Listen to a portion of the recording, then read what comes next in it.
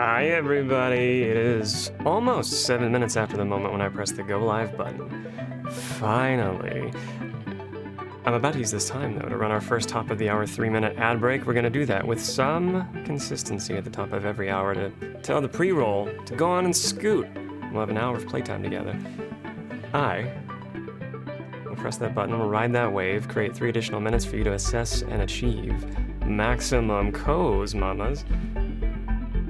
And I'll see you in 3 minutes.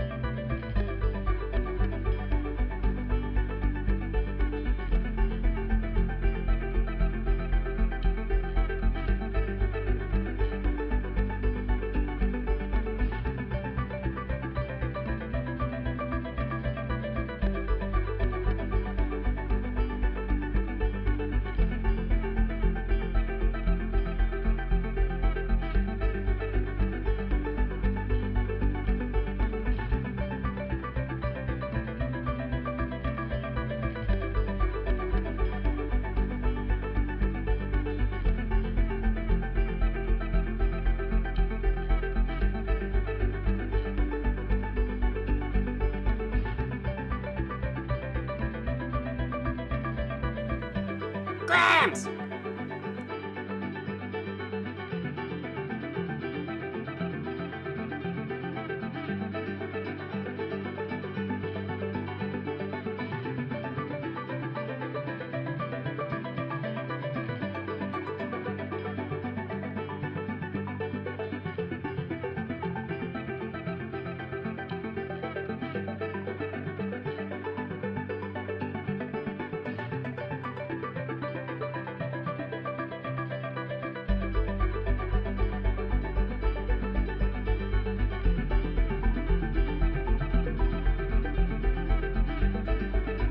Sometimes stillness is the move. It's also a good song.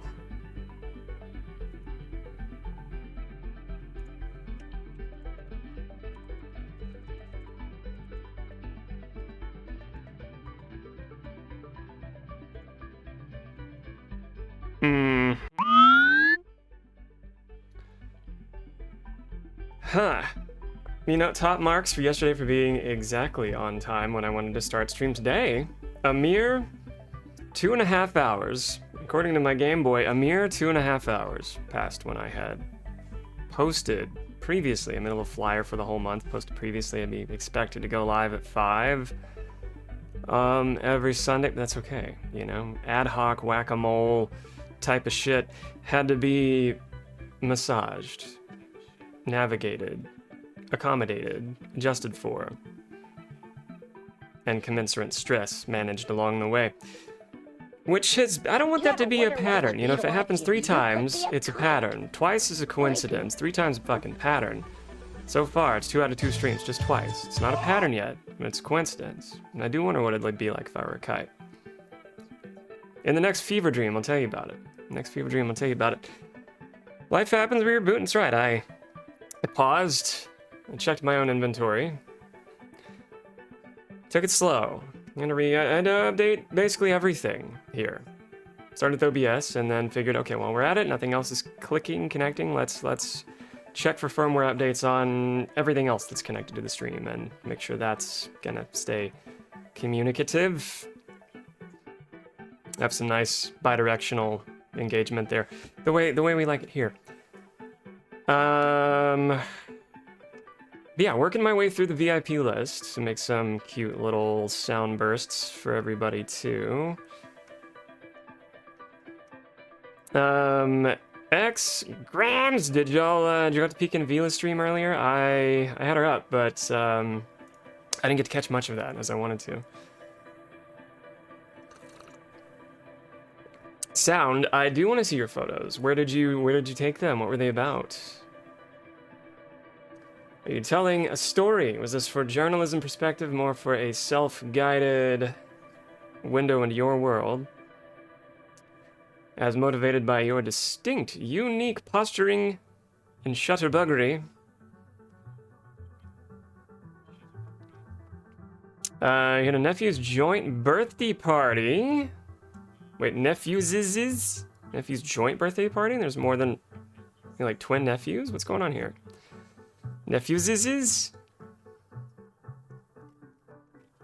Sound, do you ever post to like Flickr or anything like that? Is Flickr no, Flickr's still around. I'm gonna say Flickr's still around, but it's still around because I check it for the James Webb Telescope updates, like full quality images that our tax dollars pay for. If you ever want to check like the James Webb Telescope images, like high quality, you can download them.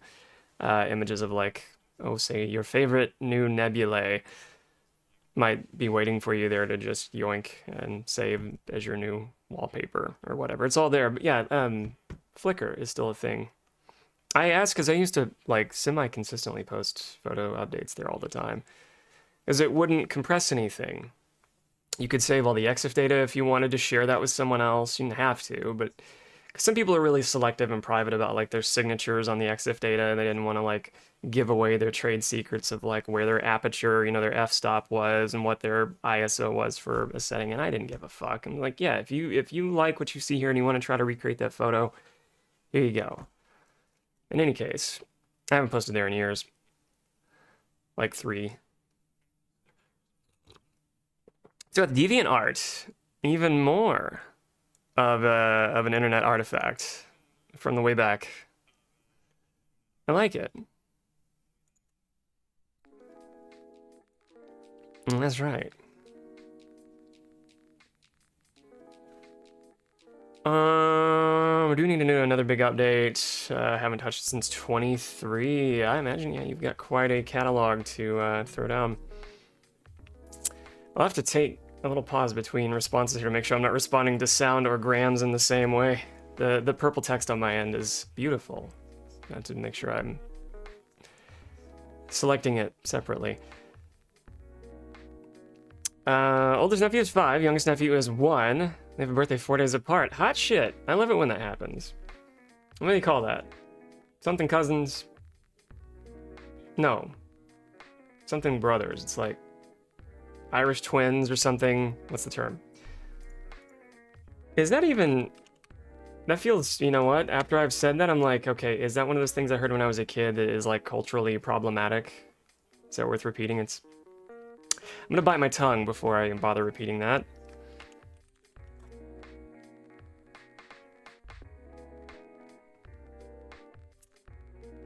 Refers to siblings born within a year of each other, not actual twins, but born from the same pregnancy. Okay, yeah, I'm just making sure, like, you know, as far as, like, cultural competency check-ins go, like, I'm not gonna repeat something that just was never cool in the first place when I heard it, you know?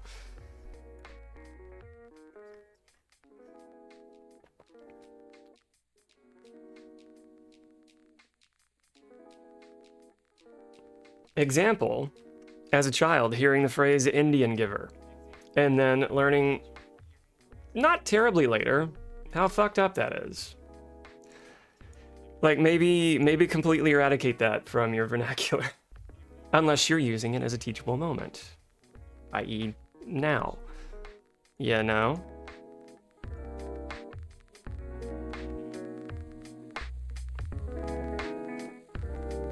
I just realized I was playing music, but it was very quiet. And the Coffee Talk soundtrack going. Spoke a phrase the other day out of habit in the same moment, like, yeah, it's funny, like all the little idioms we've collected, and then we examine the history of them, and it's kind of, why was that perpetuated? Why was this allowed? How did I not know? There's the innocence in it, right? You didn't know. Let's see, is...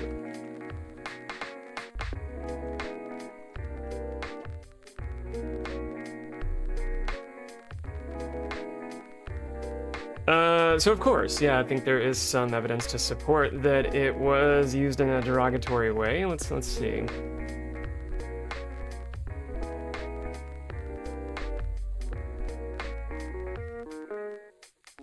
Ooh, yeah, it sounds like it potentially has some anti-immigration type of leanings of like Irish immigrants and nativist like Americanism type hyper-patriots saying mean shit about other people reproducing. Okay. Yeah, I don't think I'm gonna repeat that.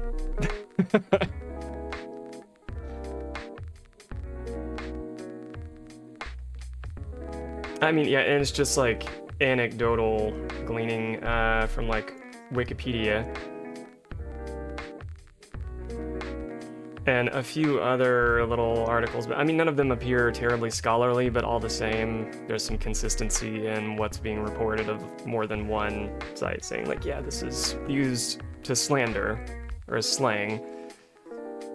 And not in a kind way. Of course, I guess there's the thing of like how language evolves, right? Like I never experienced that as a pejorative. That doesn't change the origin of the vernacular, but language does evolve.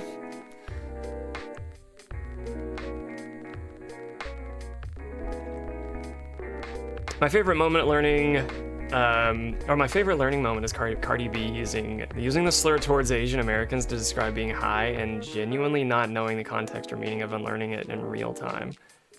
Wait, which phrase? The one I just used?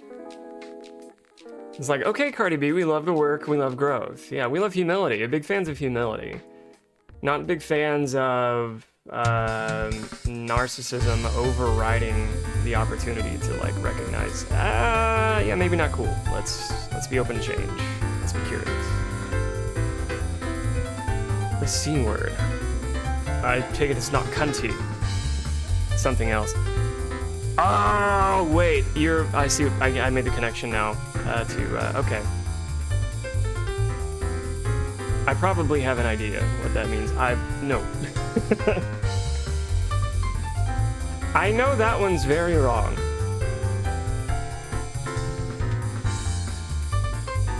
Not okay in the least. Okay, why the fuck would she?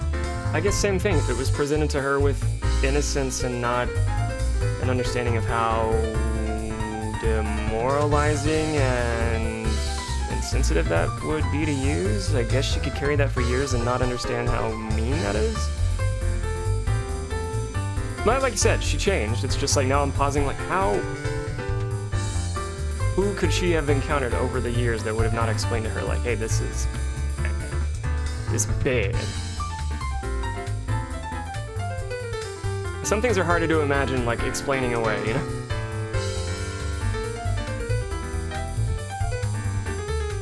But as you say, it sounds like she corrected it in real time.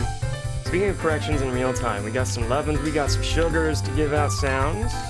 Once again, happy belated birthday. I know it's been a few days. That doesn't stop us from giving sugars with consent. Doesn't stop us from getting sugars with consent. We got X, who is still riding high from their second stream. come back around on Friday. X sound, what would you have in mind? Like, hypothetically, what would you have in mind? If you had a cute little sound alert, like a, oh, I don't know, like a grams type situation, what would you like it to be?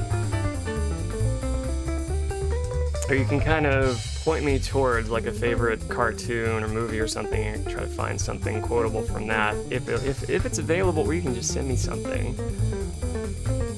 And I'll attach it to a sweet little shout out for you.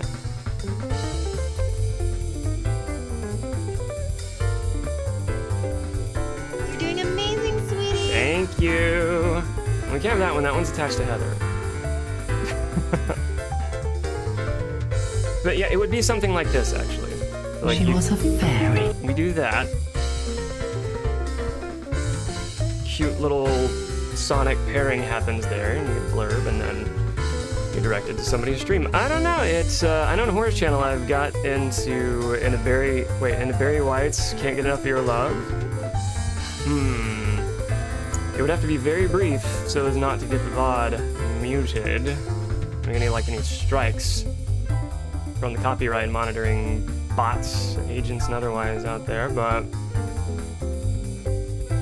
my darling sound, can't get enough of your streams, babe. Something along those lines. I mean, I don't have to do it.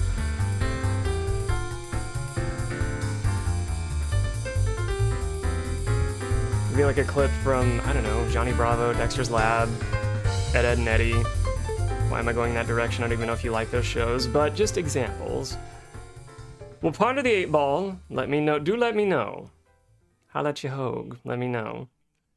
You sing for commissions, right? Sure. I'll sing for my supper. I've done it before. I've sung and then made my own fucking supper. Doesn't mean I've been successful at singing for my supper, but I'll do it.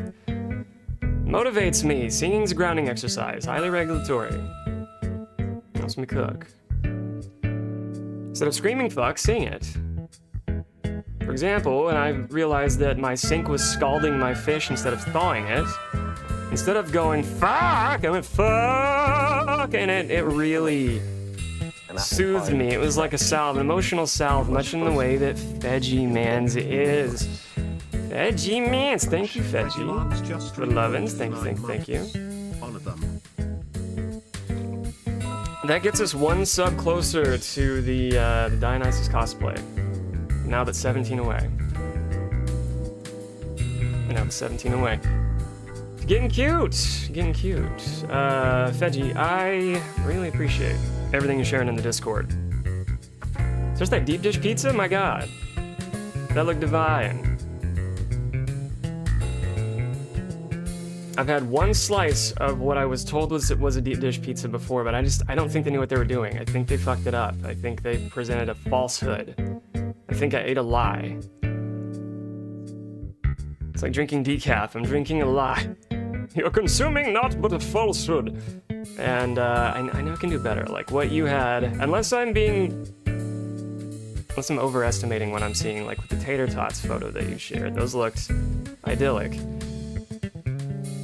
In presentation only. So it's like beyond that, not so much. Not so much, not the case.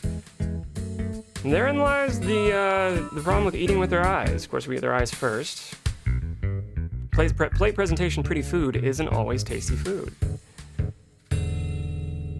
Yes, please, please, please, always use cold water or most room temp when thawing things, especially fish. Like, I don't know if anybody here has ever experienced cross-contamination or any foodborne illness. May you not ever, but it ain't fun. And yeah, Sound, I had that fish. I had like 9 tilapia fillets. They were nice. Running under a nice, soft, cool, constant drip for about an hour and a half, and they were almost ready to go. And somehow, between the last time I checked on them, like I went upstairs, came back down, they went from that nice, cool, consistent drip to, and this is subsequent to installing a relatively new water heater like a year ago, our water gets up to like 120 degrees very quickly. When it came back down, it was basically there, and all of the fish within its little packages. It was nice and whitey and less,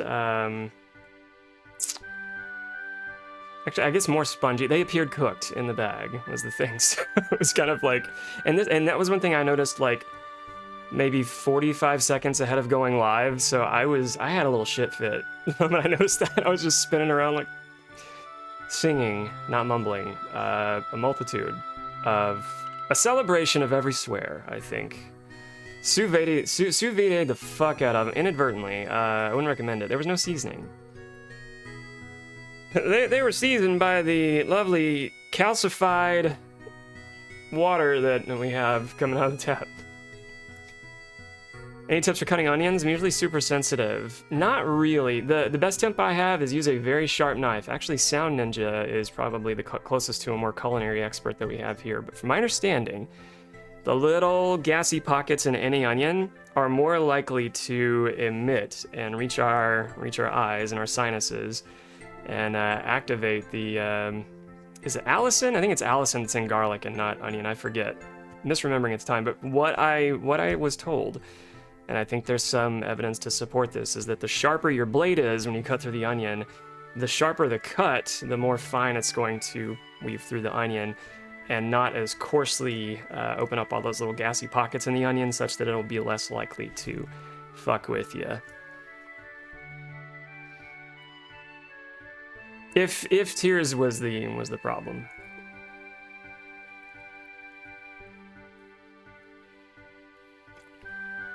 Check the art hard. Would you like me to check it now? Or would you like me to check it later? I mean, I can check it now.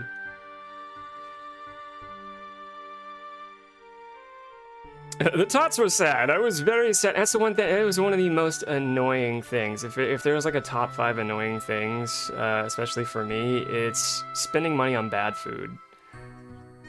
Usually the place you're at, because then I guess therein lies the added bonus of anxiety. How do we make it right? The analysis paralysis of, okay, how do I ask for what I need here? Will they make it right? Will they be offended if I try to send this back? Can I get my money back if they can't make it right?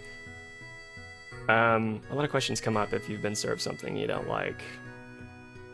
In my experience over the years, I've become a better self-advocate. It also helps to have a partner who's more of a fierce advocate than you are when it comes to like getting fucked up food and then trying to make it right, because they'll usually fight for you. So that helps.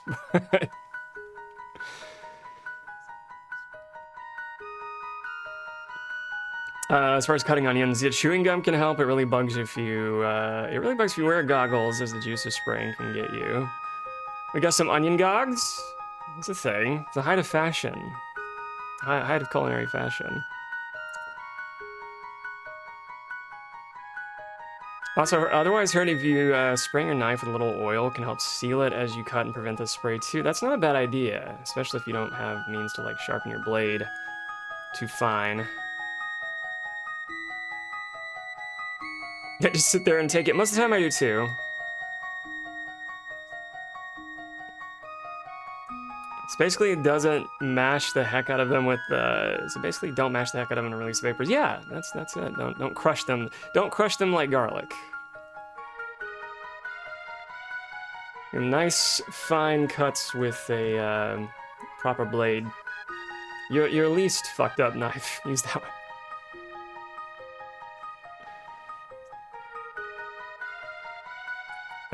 What did I miss?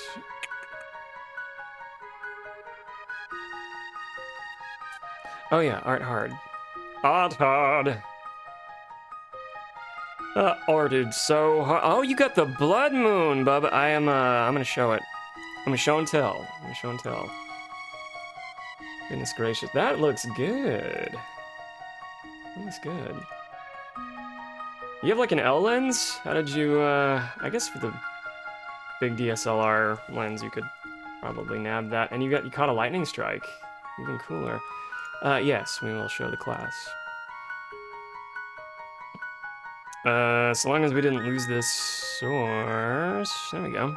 How's that looking? Hey, look what sounded. He caught the red moon from the eclipse the other night. We had a total eclipse. We get another one in what, 6-7 years? Speaking of spacey things, spacey cosmic events, I think the astronauts that have been stranded on the International Space Station for an extraordinary long time, I think they get to come home in the next week or so. Look at it! At that big divot. Wah. Oh, that was the third one.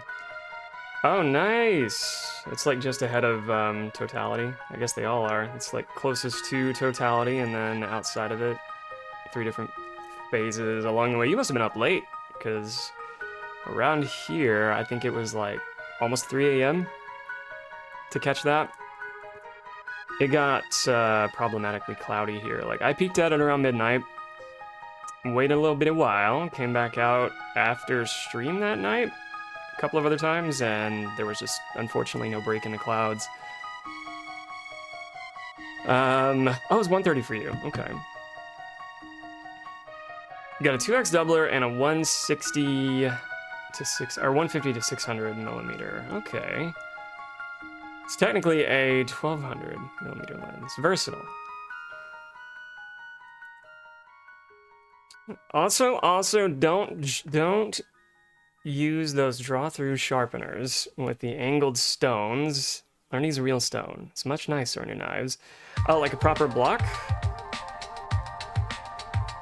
I could go for one of those.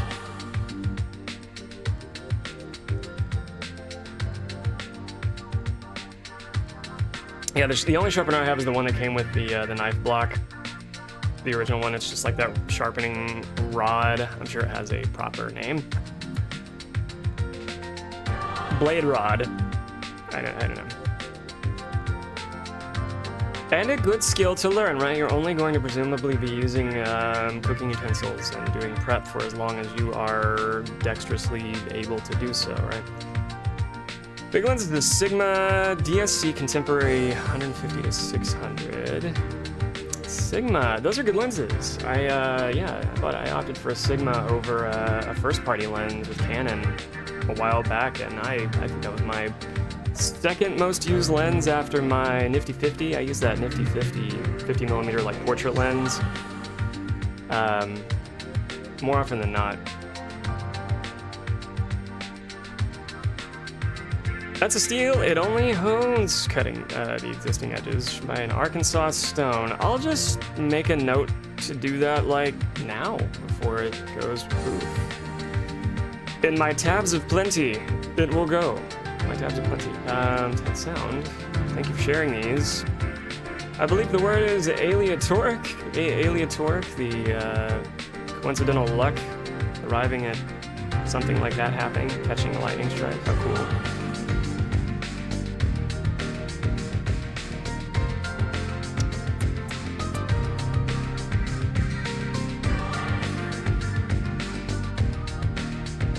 It is a, what did you say it was? Arkansas stone. Okay.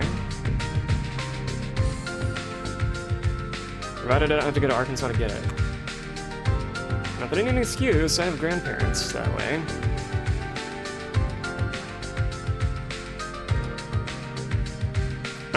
Oh, okay. That's the type of block I thought it was, I just didn't know it was called that. That's the type of sharpening block that I was imagining.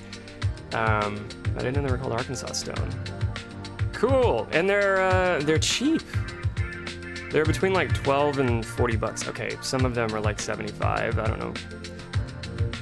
Sound, what's a good ballpark price to pay for one of these? Because I'm sure there's one, I think with like most things, there's good, better, best. But not all things. Not all things are good, better, best. Some things are just what they are.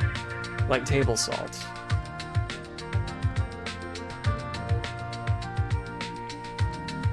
I'm shooting through my balcony door, took 40-ish, 10-second exposures, hoping to catch a good bolt. Oh, okay. How quickly I forget that, like, shooting on bulb or using long exposure, slowing the shutter down, I quickly forget that it's something you can do. That's real nice. It's, oh, you got 2. I just noticed there's one up here yonder. I bet you already noticed that too, though. You got one coming up here yonder, just dancing on through in the corner of the shot. Which means there might be more hiding. If this is the burst, there might be more little weaves hiding in the clouds. I like it. That's cool. Oh, and this looks like a music note.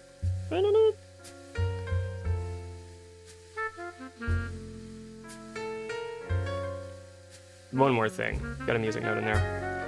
Ta-da!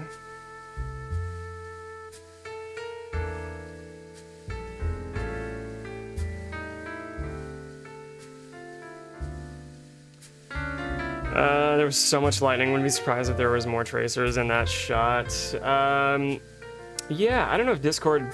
I don't think it compresses photos. But if you've got a higher quality, like higher resolution shot, you might have a little more tagged in there. Me! It's me. I am real. This is my finest in available avatars. NVIDIA's really up their game. He's a zombie! That zombie. That zombie. Good stream today, Zombie. Zombie finished Blue Stinger. Zombie finished the wonky, the wild, the wonderful... I don't know what wonderful, I'm gonna call it that. Blue Stinger. Finished that up today.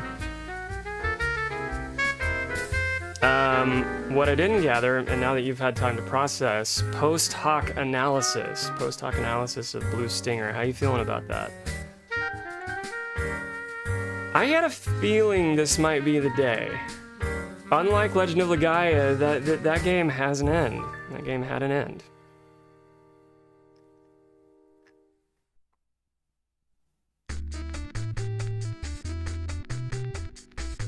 Happy I experienced it, but I'm good with not touching it again for a very long time. Yeah, like maybe for charity, bring it back around for charity or something.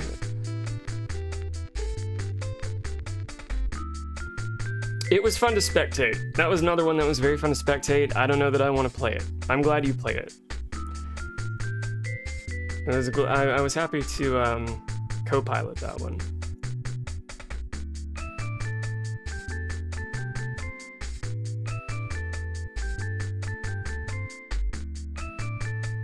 Need to walk through for that one, no doubt. I think so too. I've run into that with a lot of games from like more than 20 years ago where I'm wondering like, how did I get as far as I did originally? You know, without a guide. And I guess the thing was you just had time. You had time to problem solve and do the run backs and lather, rinse, repeat until you've eliminated every other process that wasn't working. And you had time to do that. Not to suggest the games weren't respecting the player's time, I think they were asking a lot of them then.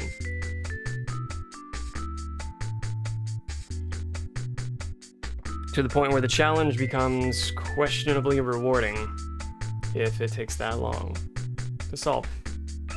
Or if the solution's a little too esoteric and very few people out of like a sample size are actually gonna click with that, you know, then it's only fun for a select few. Remember hints of Nintendo Power and talking to friends at school? Yeah. Yeah, getting hints for like the Konami code is one of those that like Konami code is one of those that violated in a good way the rule of telephone. Where like, you know, you play the game of telephone and usually the information from person to person evolves, right? It becomes diluted, attenuated, worse off. But in this case, like we all knew at like 5 or 6 years old, or even 4. I found out when I was like 4 years old at my daycare. Run of the rumor mill what the Konami code was, which was cool.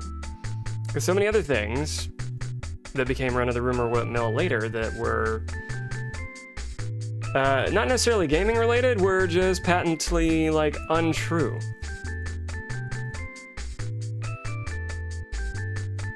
Like, oh, I don't know, a rumor spreading about, and this guy's a piece of shit anyway, but Marilyn Manson like having his ribs removed to be his own Jay.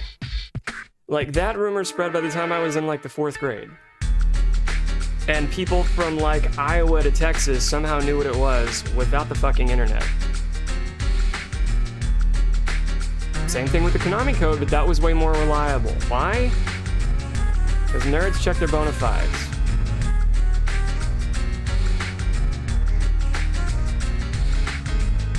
Check with me and foodstuffs on my block set. Oh, cool. Okay, I'm gonna look at that. I have another tab open for the Arkansas block. Thank you, sound. Oh,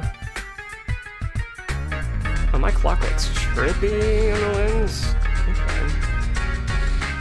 This one is 30 bucks. Okay. Oh, it comes with like a base and everything. That looks nice. I like it. Keeps it in place. I need that. Y'all seen me lop off like an entire fingernail on stream. I need that shit steady.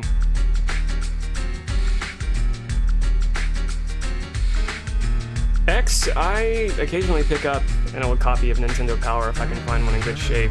Like, sometimes when I'll go to, when I'm on a work trip to Tulsa, there's a gaming store that I love called Thrill House, and, oh yeah, they just recovered from like a store flood, too. But I've picked up a few really good copies of Nintendo Power from them. Most of them still have like the posters and like the inserts and stuff inside. I guess my point is, if there's ever a copy that you are looking for, I'll do my best to find it.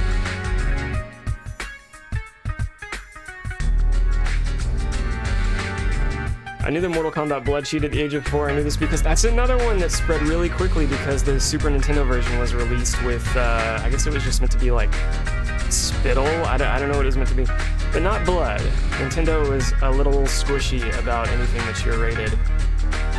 But the code, there was a code baked into the cartridge that was, you know, notoriously, ubiquitously known as the blood sheet. It was sweat, so it's sweat. Alright. Reskin sweat. You were in your old home and hanging out with your friends and punching in the code. Yeah. And you had to be fast. You had to be I think you had to put that in before like the start screen showed up.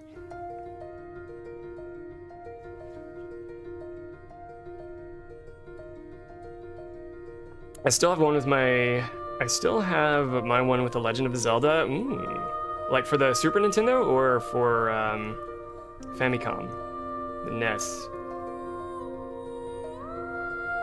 Either way, keep it forever. Keep it forever. That's so cool. X, show us on Friday. Show us on Friday, your next Friday stream. We need more X lore. Unless it's in like a shadow box or something, leave it alone. Please, I'll add a please onto that, please. Please, please, please. Must be a gamer, it's in there. It's in there, it's a transferable, heritable trait. It is, it's all there.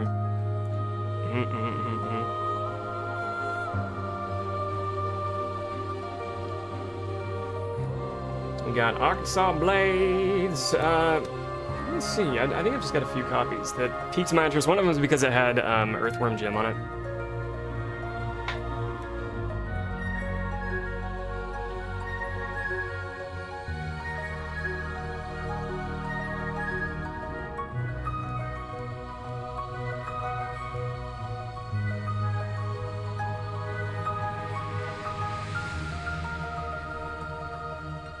There is a Game Pro over there too, but you know, it's not a Nintendo Power.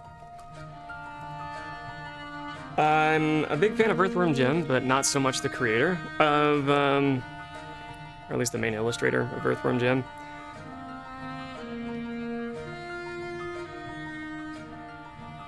But this one's fun. I think I looked through one of these with Zombie. I think I looked through the Mario Paint one with Zombie. One holiday Discord call night. Was it? I think was it this one? Might have been this one. I love that they made the little clay model specifically for this. I also want to know who has that, because you know somebody kept that little model.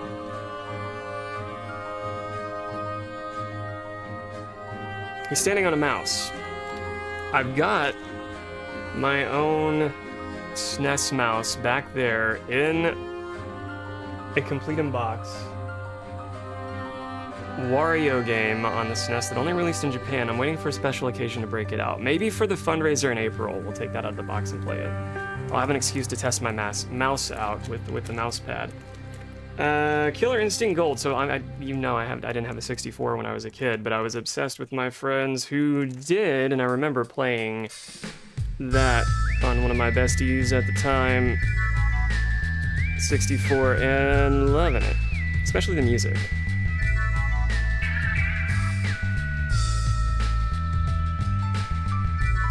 Wayne Gretzky 3D hockey. Yeah, Bubba. Love this marketing, Shadows of the Empire and Wave Race. Oh, that's right. One of these I know I looked through with Zombie because it mentioned at the time an in development sequel to Earthbound that we never saw.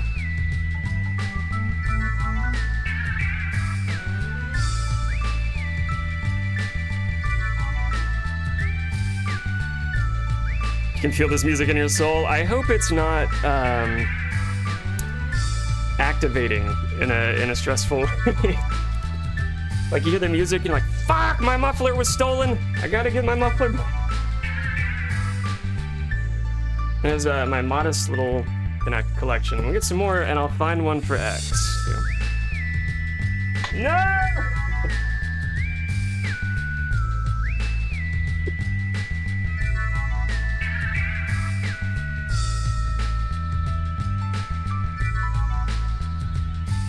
Hearing the music again is a delight. Okay. I don't want to do anything too stressy for you. For those who don't know, this music is from, not surprisingly, a video game soundtrack, but one specifically tied to a game that Zombie played, and I loved very much. It wasn't without its annoyance, but all the same. Got the soundtrack immediately. Always wanted Nintendo Power as a kid, but never had a subscription. Same. I had a Sega. We were pretty poor. I didn't know that we were, but we were. But my dad had picked up, he bought a Sega Genesis off of a work friend, and that was my console. And the only reason he was able to get a Sega Genesis off a work friend is because his work friend bought, the Genesis Mark II or whatever, the sexier, tighter, smaller version of the Sega Genesis that wasn't the one with, the volume knob. And so he bought the older model from his friend who thought that was useless to them at that point. And that was my first Genesis. And that was the thing. I had that, and then I had my other friends who were the Nintendo kids, so they had Nintendo Power and Mega Man and Donkey Kong and all that, and I had Streets of Rage and Sonic. And, what was it? Hyperstone Heist versus Turtles in Time.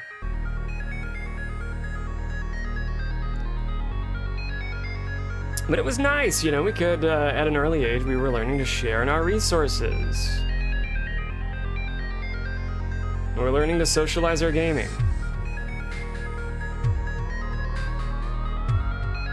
But yeah, Grands, anytime I buy those, if I find those now, I am very much satisfying the inner child who didn't have a subscription to those, but very much wanted them. I would get, on a one-off visit to, a grocery store or something, I'd get a copy of, Tips and Tricks or Game Pro or something like that. Tips and Tricks we got a lot, and eventually I got a PlayStation, so then sometimes I'd get an official US PlayStation magazine, but those were also expensive. I remember those being $9 or $10, but they would come with demo discs.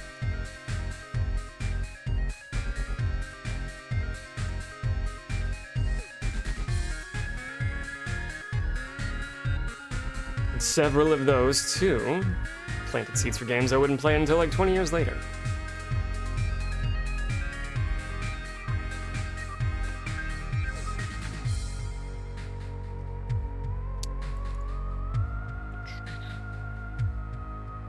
I cannot tell where the music volume is here. I keep looking at the desktop audio versus my mic, and I'm like, is that drowning me out?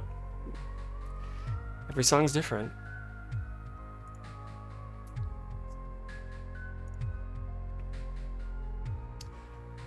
Alright. Got a couple things I want to get into ahead of playing old video game. Not too much. But one journal summary on mental booster shots as a bolster to mitigate susceptibility to bullshit, fake news, misinformation, disinformation, so on and so forth. So, I'm a big fan of media literacy. I mean, I talk about it enough here. And I will again. to the extent that we can have influence on, oh, I don't know, having influence over our family and peers curious on how to make sure that not being fed propaganda, we can increase our tools in the toolkit for doing so.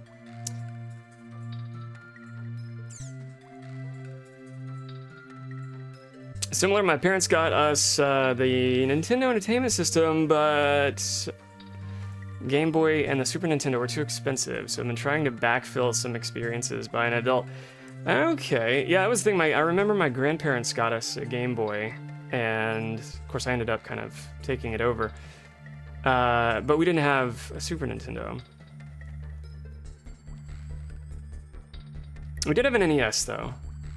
We did have that. Courtesy of the same grandparents who, yeah, my grandfather was kind of a ardent technophile. Anything he saw in Star Trek, he wanted the closest equivalent IRL to that in his house. So, like, when a PlayStation 2 came out, he was among the first in line to get a PlayStation 2, which made vacationing summers at their house when I was like, when did that release? When I was 13 or 14 or so. Very cool. He asked me to set that up for them, and that's a glimmer. That memory is what we'd qualify as a glimmer. Setting it up for them. But all the same, anecdote. Despite generational presumed stigmas and being anti-technology, and I just don't get that stuff's going to rot your brain, he was very much the opposite. And made sure we had what they could afford anyway. PS2 is my baby. I still love mine too. I think it's my favorite startup sound out of all of the Sony consoles. Like PS1, I was talking about Zombie earlier. PS1's the most nostalgic hit for me, just 'cause it's the one I heard the most, but PS2 I think I spent the most time with. It had the longest life to me. It seemed like it had the longest console life out of most of them.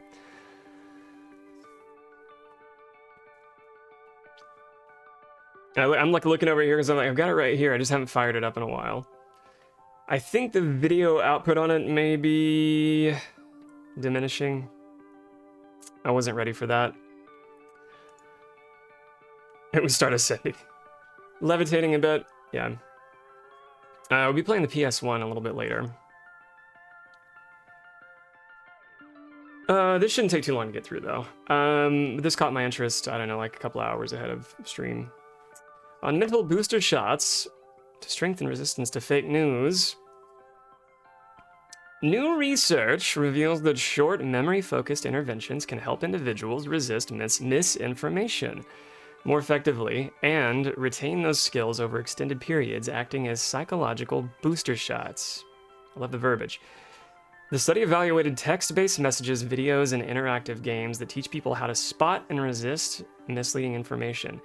I think things like this are important for a lot of reasons, like multimodality approaches, because it's not just paw sharing, you know, freedom patriot blog, whatever, you know, bullshit that doesn't cite their sources. It's also that same paw being vulnerable to financial exploitation. Or whoever else.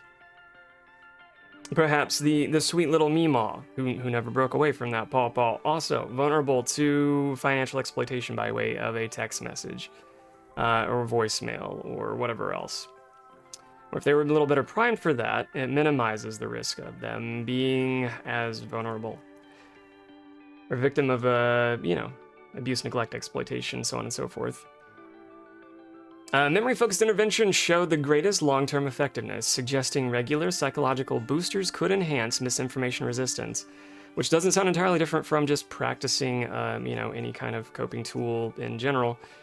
Researchers emphasize these memory-enhancing methods could significantly benefit public education and digital literacy programs addressing misinformation challenges in health settings and beyond.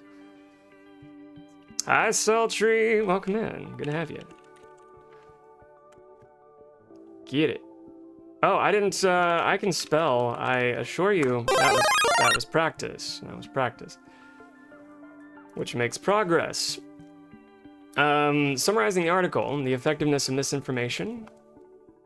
The effectiveness of misinformation resistance is directly tied to how well individuals recall initial training interventions. For boosting benefits, regular memory-focused reminders significantly extend the duration and strength of misinformation resistance, similar to medical vaccine boosters. Which I think is a generous claim, but I know the rhetorical goal is just to designed to increase like participation and conversation and maybe nurture a better outcome. So I get it. I won't carry too many scruples about that. Universal approach, text, video, and gamified methods were effective, highlighting the broad potential for scalable anti-misinformation programs. Because, and I can see why that being necessary, you kind of have to disguise the education being provided to some who are at risk of a lot of cognitive distortions, some of which are only reinforcing what they believe in the face of correct information. They still will continue to double down and irrationally commit to the misinformation that they're held onto just because it is directly tied to their core values. It's kind of very difficult to shake away. So this is where like a surreptitious approach, being a little more carefully persuasive and gamifying it, is a good thing. Kind of gets under the radar in a good way. Slappy Meats always says, you can't spell sultry without slut. Slay.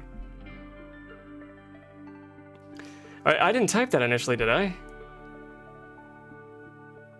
I'm like, did I? I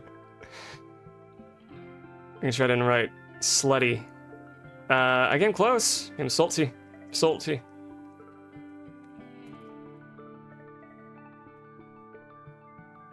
So this was published in Nature, which is a journal that tends to only regurgitate qualified information, validated, good, substantiated, so on and so forth. Study published in Nature. Oh wait, did I skip something? I might have skipped something. So from the University of Oxford, a new study has found, University of Oxford, a new study has found targeted psychological interventions can, wait, did I scroll up too high? I feel like I bypassed something. Okay, no, this is just recapping where it came from. From the University of Oxford, a new study has found that targeted psychological interventions can significantly enhance long-term resistance to misinformation. Dubbed psychological booster shots, these interventions may improve memory retention and help individuals recognize and resist misleading information more effectively over time. The study, published in Nature, that we like very much, explores how different approaches, including text-based messages, videos, and online games, can inoculate people against misinformation. The researchers from the Universities of Oxford, Cambridge, Bristol, Potsdam, and King's College London conducted 5 large-scale experiments with over 11,000 participants, pretty good sample size there, to examine the durability of these interventions and identify ways to strengthen their effects. The research team tested 3 types of misinformation The research team tested 3 types of misinformation prevention methods. Text-based interventions where participants read preemptive messages explaining common misinformation tactics. Video-based interventions, short educational clips that expose the emotional manipulation techniques used in misleading content. I wonder if AI was part of that, because that's getting pretty... It's already gross, it's just getting more vile by the moment. Gamified interventions, an interactive game that teaches people how to spot information tactics by having them create their own fictional fake news stories in a safe, controlled environment. That sounds fun. Just see if other people could fool others. Some of it's just headline culture, too. It's like a problematic amount of people that, and not so much here, problematic amount of people that just glean the headlines, first paragraph of an article, and move on without getting the details. And when headlines are usually written to attract and react, it psychologically is already inherently misleading from like the content of that story. As is media designed for clicks and attention, but only for so long. In so many cases, not all are really guilty about that. Like I think Guardian does a pretty good job. Drives me nuts when someone comments on the article and wonders something that's in the article, like just providing evidence to support that they didn't read it. Yeah.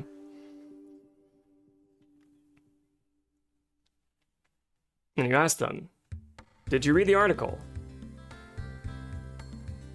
I can't read, libtard! And then, okay, thank you.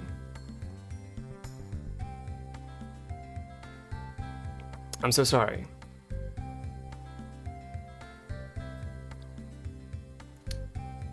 Participants were then exposed to misinformation and evaluated on their ability to detect and resist it over time. The study found that while all 3 interventions were effective, their effects diminished quickly over time, prompting questions about the long-term impact, which is not dissimilar from a lot of coping strategies. You gotta continue to use them to kind of build that synaptic network, so then it becomes a little more familiar to access, lest you fall back into old habits.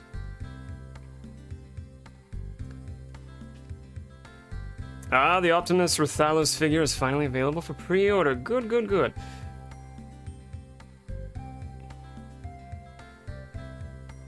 Thanks for wording that better. I didn't word it better. You worded it, I mean, I understood what you meant. What I would want to know here is how to apply any of this to, like, say, a peer or a family member who may not really know how to qualify the information presented to them and do things like not emotionally react, first of all. See if other sources are sharing that information repeatedly. Are they citing the source or sources? Further qualify their information.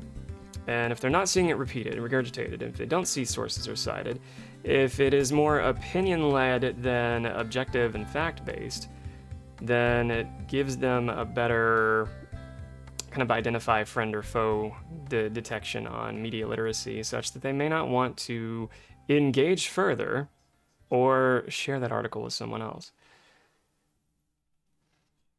The study found the longevity of misinformation resistance was primarily driven by how well participants remembered the original intervention. Follow-up reminders or memory-enhancing exercises were also found to significantly extend the effectiveness of the initial intervention, much like medical booster vaccines. By contrast, the researchers found that boosters did not focus on memory, but rather focused on increasing participants' motivation to defend themselves by reminding people of the looming threat of misinformation, and did not have any measurable benefits for the longevity of the effects.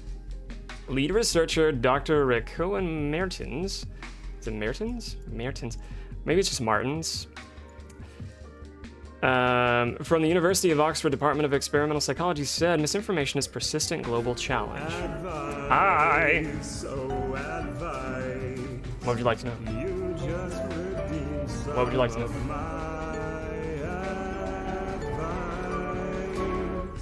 Yeah. I mean, I'll get through this. And then I'll, give you my best. That's all I can do.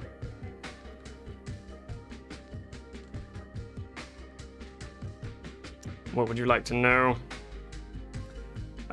They said, our research shows that just as medical booster shots enhance immunity, psychological booster shots can strengthen people's resistance to misinformation over time. By integrating memory-boosting techniques into public education and digital literacy programs, we can help people retain these critical skills for much longer.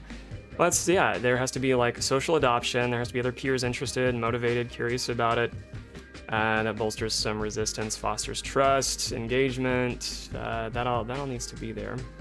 Probably facilitated by someone who is an expert in media literacy too. That can help, or at least the closest thing they have in their kind of social proximity to an expert.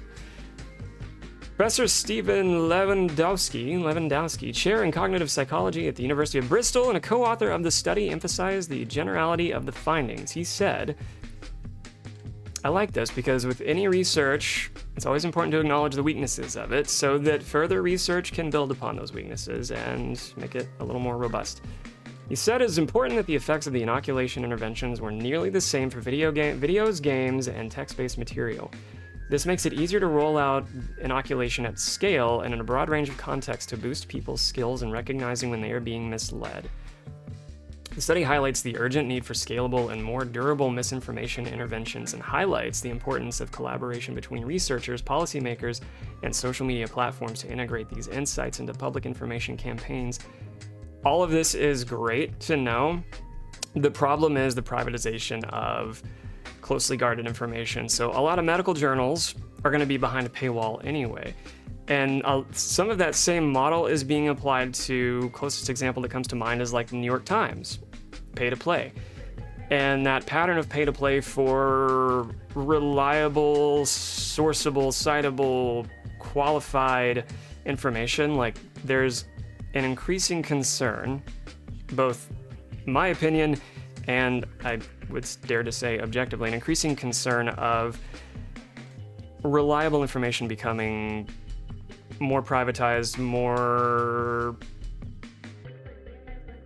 likely to be behind a paywall, which is problematic if information that would help us, information like how to better qualify, information that would be tools to better qualify misinformation.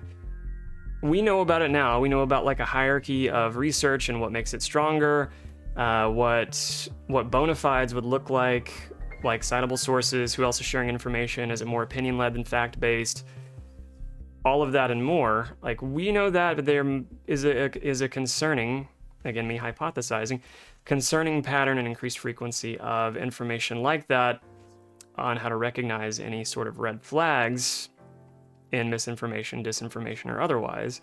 That information becoming privatized and more esoterically known, which socially would become a problem if fewer people know how to recognize fake news, because then it's just the ongoing pursuit of capitalistic interests, motivated at the constant opportunity to persuade the gullible, and we don't need any more of that.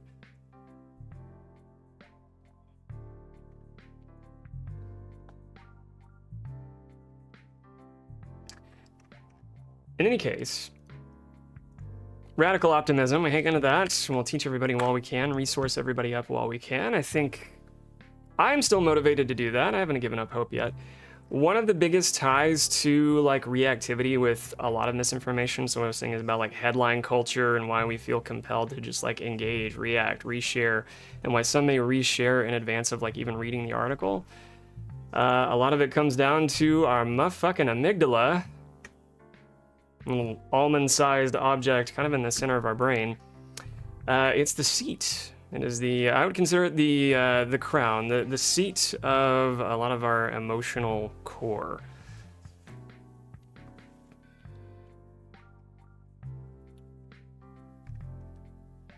That's why even if you have your cognitive biases in check, you may still have implicit biases that occur to signal a preference for identities or attitudes or objects before you're even able to think about it, because of information that is literally being processed faster than you can think about it, from lower parts of the brain to higher parts of the brain, and then further up to prefrontal.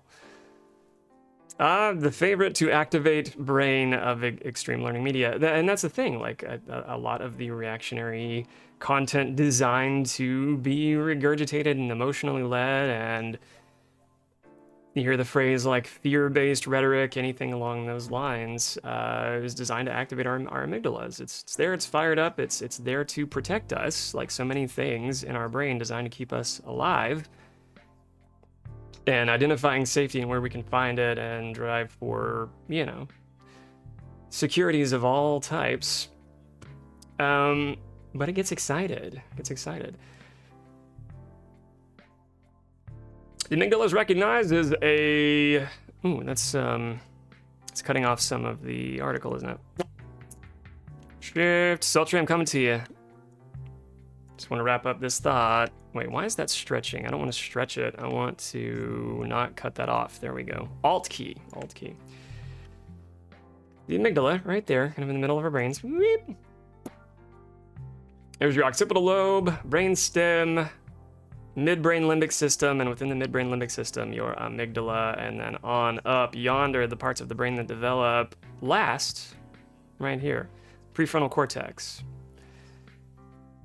for guys and gals, non-binary pals, those assigned women at birth more likely to have their prefrontal cortex develop a couple of years earlier, maybe by 25, 26 in males, a little bit later. Prefrontal cortex develops a bit later in males, those assigned male at birth. I don't really know why, but all the same, it's an area most closely associated with executive function and logic and rationality and deeper appreciation for social connectedness and nice, pretty clinically sounding metacognition, thinking about thinking. We wouldn't have a lot of those skills and more without our prefrontal cortex. And it doesn't explain or excuse, it does explain, but it doesn't excuse a lot of impulsivity and irrational behavior led by, say, like, I don't know, a teenager or a child who's not prefrontally developed yet, at least not all the way, because they still have a prefrontal cortex. It's just not fully developed.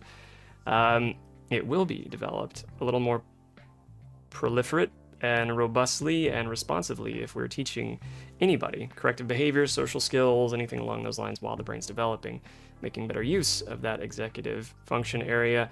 It's an unfortunate disadvantage of our evolution that the rational part of our brain that would kind of override and give us an opportunity to check in and evaluate our emotions created by this part of our brain develops later. But it develops later because everything from the bottom up is designed to keep us alive. Like everything here towards the bottom of the brain is for like balance and breath and automatic responses for like circulation and heartbeat and everything else. That's all happening here. And the higher up we go, the more complex systems come online for senses, other senses and emotions. And then further up we go, the last things that we would arguably need just for surviving, growing out of kind of the lizard or animal brain into a more mammalian brain, if you are leaning into like the triune brain model, which doesn't hold up because we operate globally at this point, but all the same.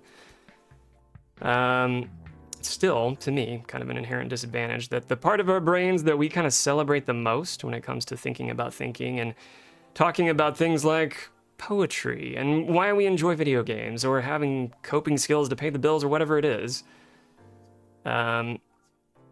Unfortunate that part of the brain that gives us the capability of really deeply sinking into a lot of that and using those, deploying those mechanisms whenever recognizing our emotions are flaring,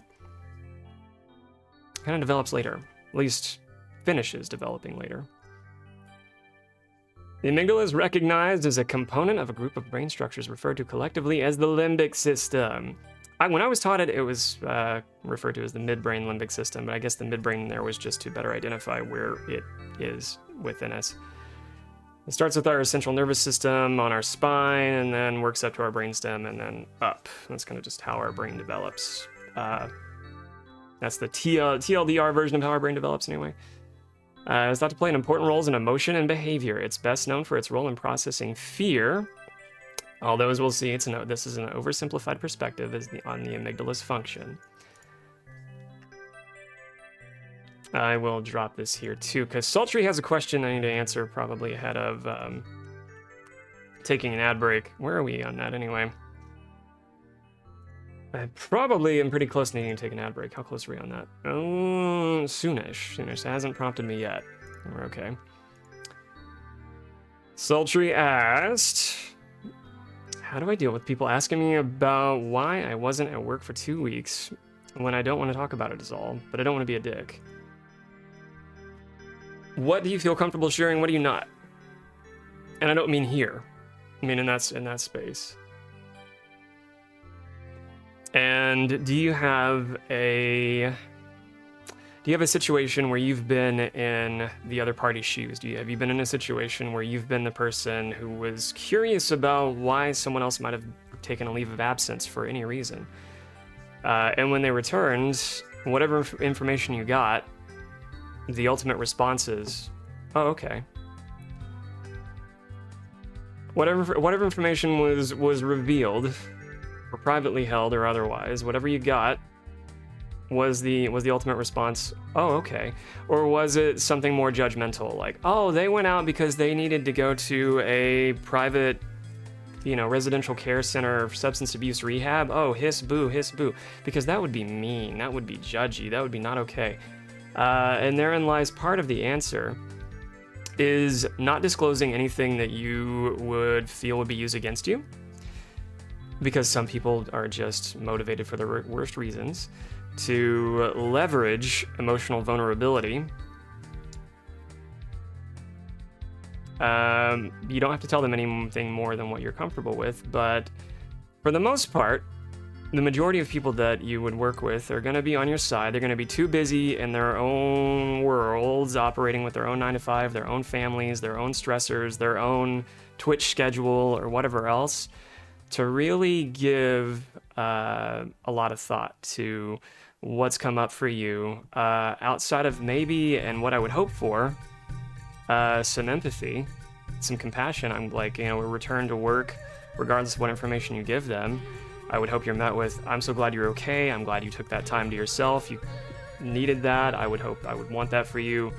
Welcome back. Versus what maybe some parts are concerned with. There might be some parts that are concerned with being judged or left out or harmed in some way.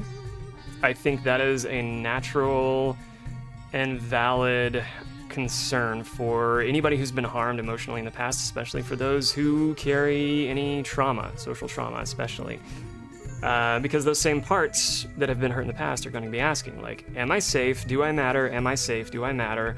Ad infinitum, and also be motivated to not be in a vulnerable place again. Teachers are horrible with gossip. So I think the thing to do there would maybe write out some scenarios. It can help to write them down. I know it can sound a little like a platitude and hackneyed advice to, just journal about it, but there's a method behind that. There's a scientific, psychological method behind that, and that you're making yourself an observer to your thoughts. You're able to then step back, observe those scenarios, and then identify, okay, what is the likelihood of this scenario playing out? If I am worried about ridicule, being ostracized, judged, whatever else, what is the likelihood of that happening? Am I imagining a scenario? Am I catastrophizing? A scenario that hasn't happened yet? Am I trying to read someone's mind? Part two of that is, how does that really impact your role? Because, the other thing is, it is a tight social group. It's, working in an office, I'm sure it's one of those places where, or let me know, it's one of those things where it's not uncommon for everybody to be up in each other's business.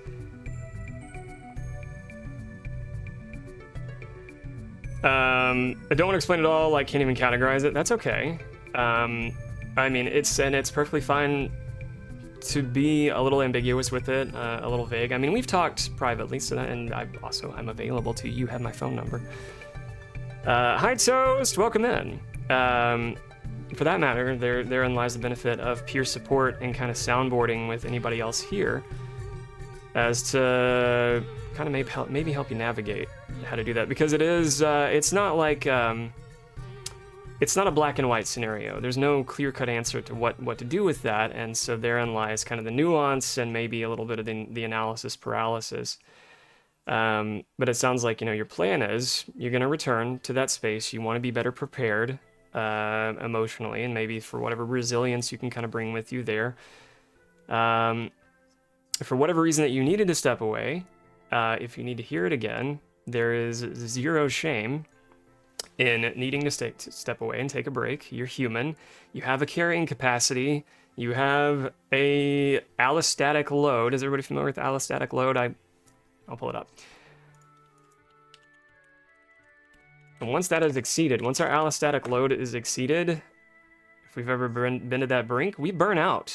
It is a physiological, empirical consequence of having too much stress build over one time, too much unresolved stress build over one time.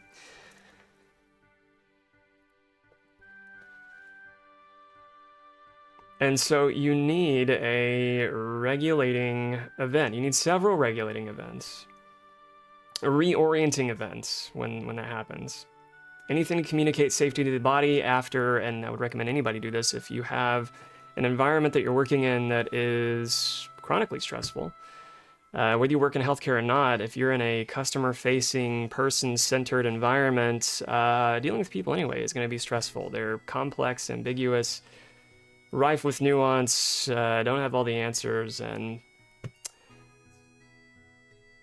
can result in a lot of stress. A need to rebound at the end of the day, give back to yourself, especially if you're in a role where you have to kind of socially mask throughout the day and can't really be yourself. You know, the tie-in after performing of any sort is to do something that doesn't feel like a performance, and again, communicate safety to your body. I know I say that phrase a lot here, but it is that you are communicating safety to your body by doing that. But yeah, Sultry, I'd be curious to hear from anybody else there. For any amount of time that you took off, you don't have to tell anybody any more information than you are comfortable with. I think it's perfectly fine to say, I had to prioritize my needs at home. If there is one person there, and I hope you have at least one person at work that you can trust with some information that you feel comfortable being a little more vulnerable with and giving a little more detail to, and trust them that they're not going to share that with anybody who would then leverage that against you, because that would be an outright social violation to never trust them with. It would create an opportunity for them to never be trusted with information again, right? If you don't have anything like that, there's really no value to sharing anything with them beyond what you feel comfortable with. Because they don't really... deserve is a strange word to use. But they might not be in a place to be trusted with that information. Unless they've given you evidence to support otherwise, you know? Hi, Tug. Welcome in. Tug, I did something. Well, excuse me, princess. That's the something. That's the something I did. I'm working my way down my VIP list and trying to take care of everybody. I haven't taken care of everybody yet. You know, there's time to stream, there's time to do silly admin shit, and then there's time to do everything that isn't stream. I've done what I can. I got to you today. I got to you and Collins today. I still need to do sound.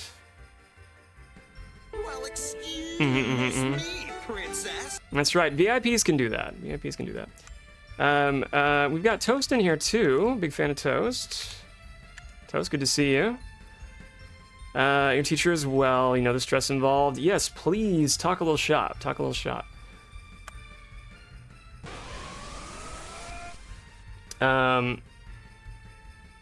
Also, perfect space to share in the Discord too if you need, but here is also fine because it helps a lot of us to soundboard, and again, sounds like a platitude, may sound hackneyed, but worth repeating because it communicates a lot of safety, especially socially speaking, to hear that you are not alone with that stress. It is related. It is not singularly an imagined stress of what you're walking into in a complex social climate, dealing with a lot of unreasonable, unrealistic expectations from parents a lot of the time. And then the population you're working with, of course, very high sensitivity, high needs. I don't know if that's the majority of the case, but all the same. They themselves, vulnerable and complex population with family members that, if anybody's worked in any semblance of healthcare or person-centered environment or customer service, you will at least know that trying to set and manage expectations is a chore, cognitive labor. It's a lot. And it kind of behooves us to have like a mentor, somebody we can soundboard with, and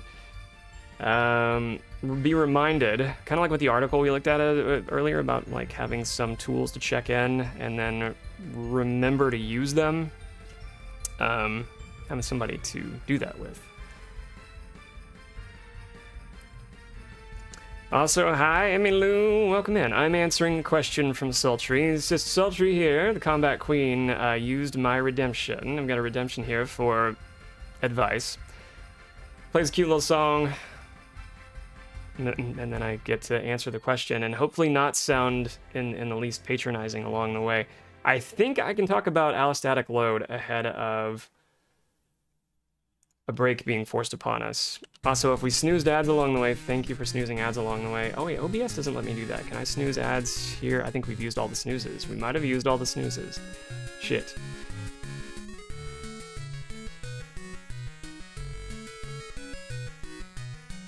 Alright, Very Well Mind usually has a pretty good abbreviation of allostatic load. Oh, well, thank you for snoozing. It said 0 of 3 on my end. I didn't realize we'd used any snoozes, but it adds a snooze. There we go. Now I've got it.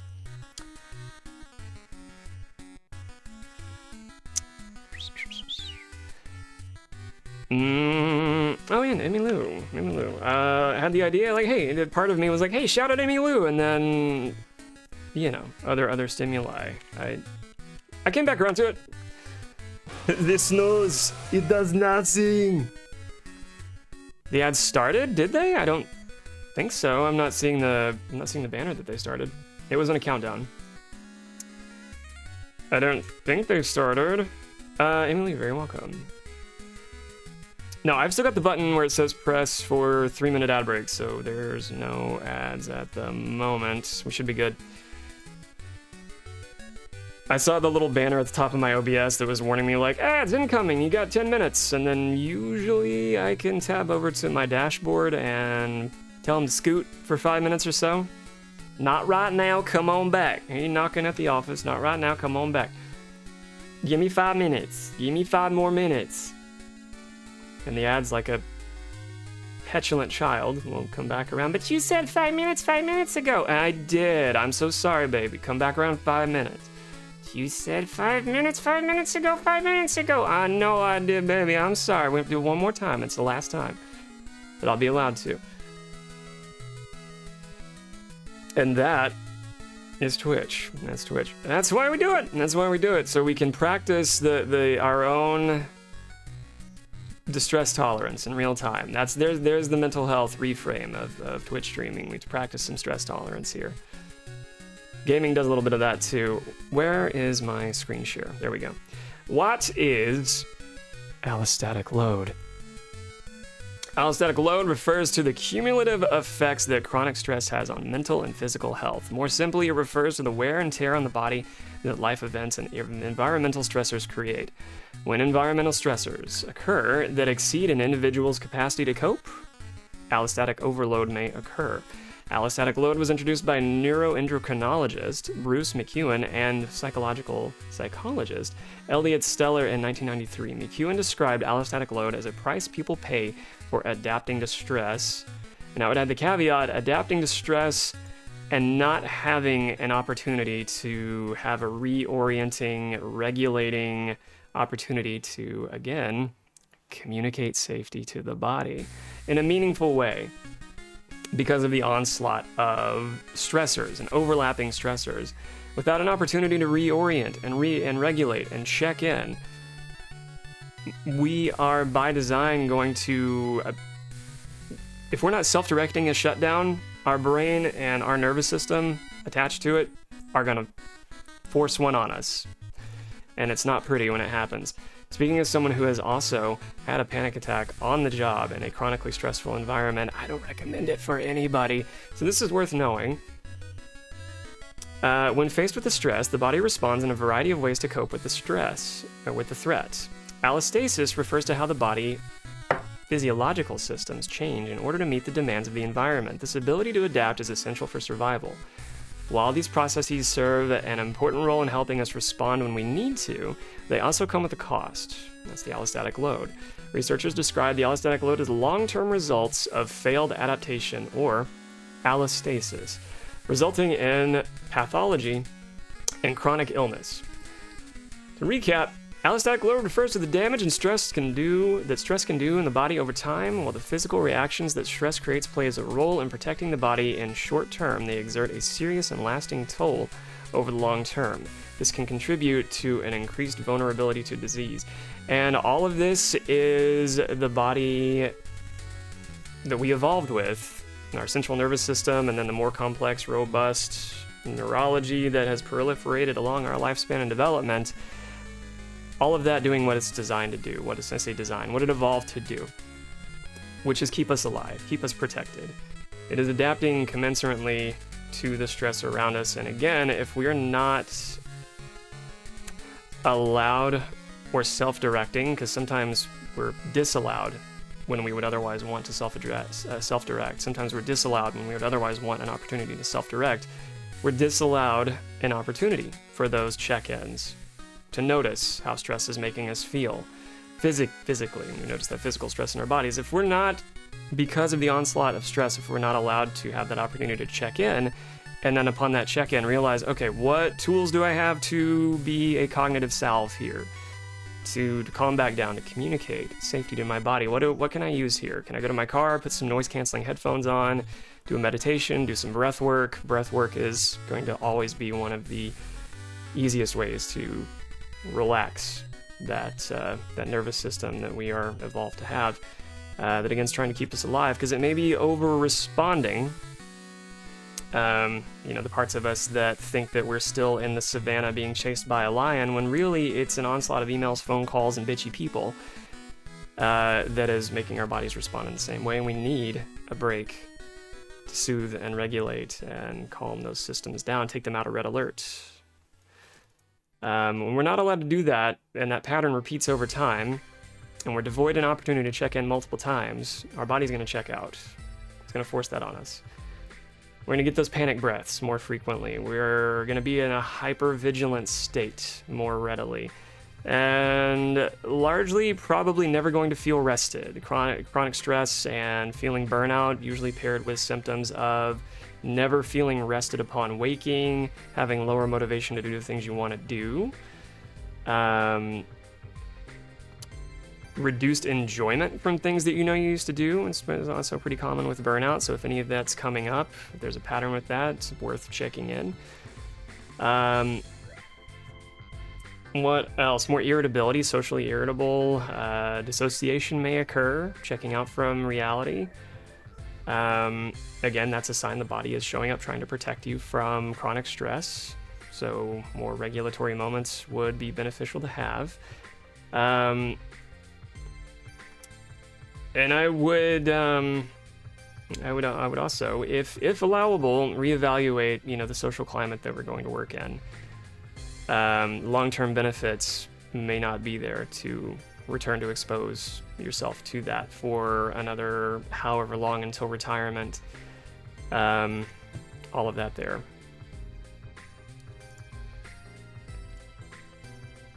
What does this look like? Okay, let me do this. I wanted a cleaner link to share.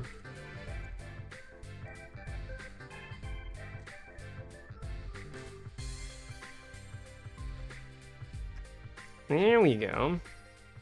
That's without all the 20%, 20% Google, 20%, 20%. I don't want any of that there. There's the link. I'll put that in the Discord too. Toast, having suffered from mental health issues the majority of my life, I've been hospitalized twice. I'm so sorry. I can tell you what I said to colleagues when I returned to work before I was a teacher. Probably not the best thing to do, but I felt dealt with gossip well. Yeah, anything to curb being a victim of gossip and pettiness that can fuel things like that. The reward system on gossip is questionable, right? I had a short-hitted dopamine, but nothing long-lasting out of that.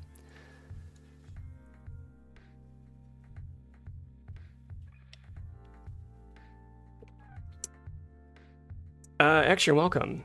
In therapy, I work a lot with staying regulated, and this sounds like it will be a reference. This is helpful to just have like a broader map. At least for me, selfishly, I'm one of those more is more.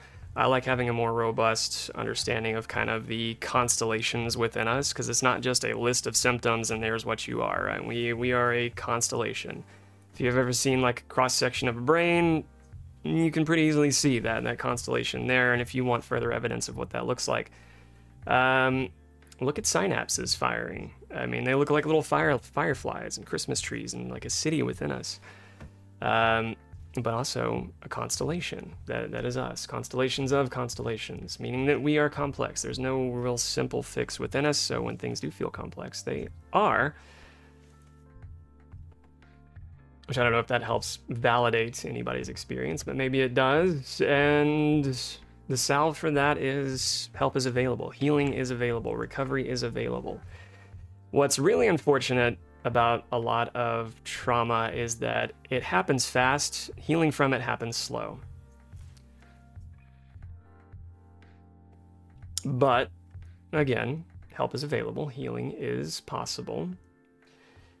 And all the tools are there that we can use to, again, communicate safety to the body. Signs of allostatic load, right? It affects our blood pressure, our literal physical health, our longevity goes down the longer we work in higher stress environments. So worth having this in the inventory, I think, to kind of better navigate what's coming up, just like having a better inventory of what tools to access when needed. So true, fast versus slow, but healing is possible, unlike some other medical conditions. Yeah. Trauma means to wound. Comes from the Greek to wound.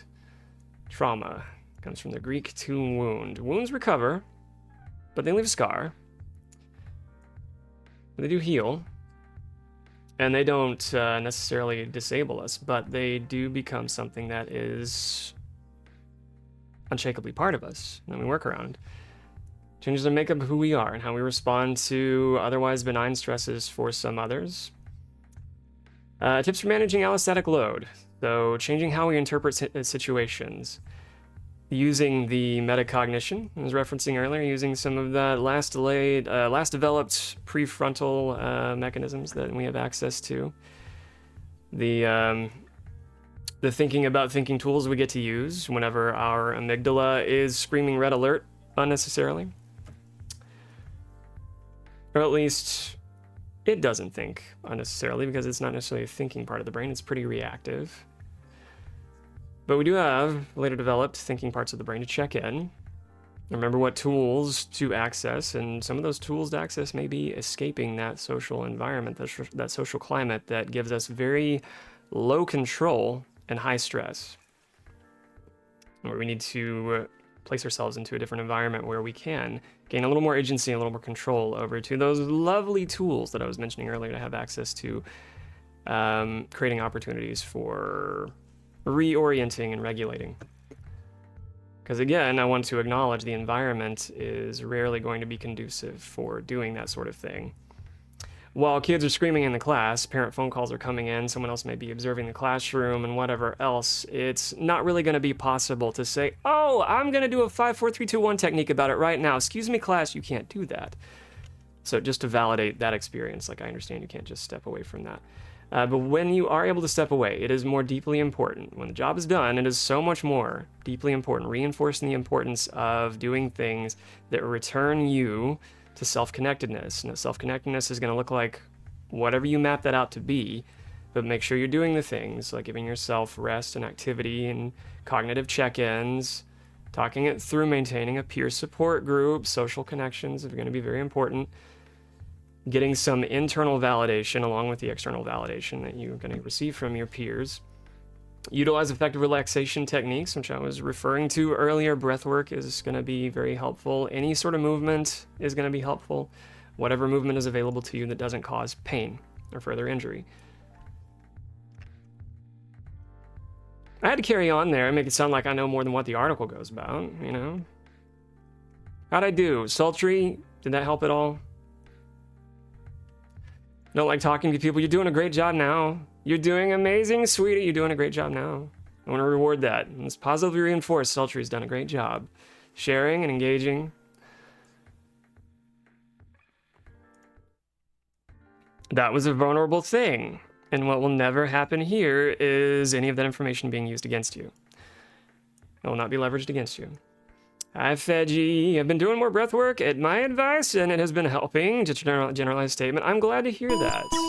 I'm very glad to hear that. That it's helping. Whether it was my advice or not, I'm glad it's helping. If it didn't come from me, it would have come from somewhere else. You'd have found your way to it. Hot damn, I have 37 seconds to run ads. So this is what I'm going to tell you to check in with yourself. Okay, Give yourself what you need. Hi, Helen. I got to take a 3-minute ad break very soon. 25 seconds. This is where I tell you to do a body scan while you've been here. Listen to me yammer. Do a body scan from your toes to your tits. This is not the screen I wanted to go. Body scan. Body scan from your toes to your tits. Give yourself what you need. Where you notice tension, ease that. Get yourself a snack. Take your PM medication if it's time. I will see you in 3 minutes.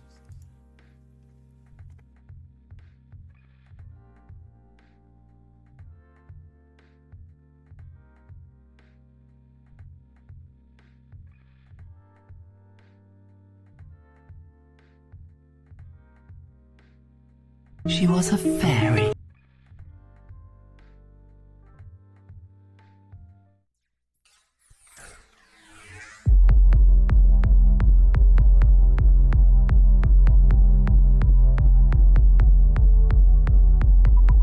You ever wonder what it would be like if you could be a kite? I do.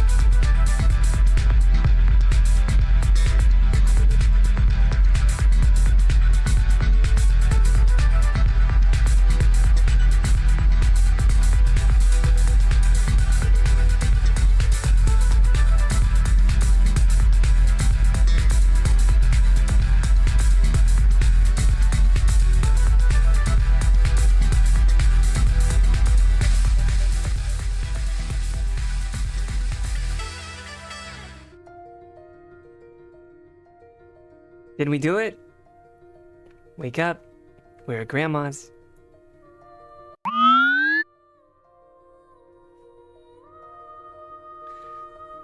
Thank y'all for moving y'all's body meats and booty meats. Looks like I'm still sharing my screen. There we go. We did it. We rode the wave. We rode that wave of ads, rode that wave of stress. We arrived on the other side. Teeny tiny bit better. Teeny tiny bit better. Welcome back, Grams.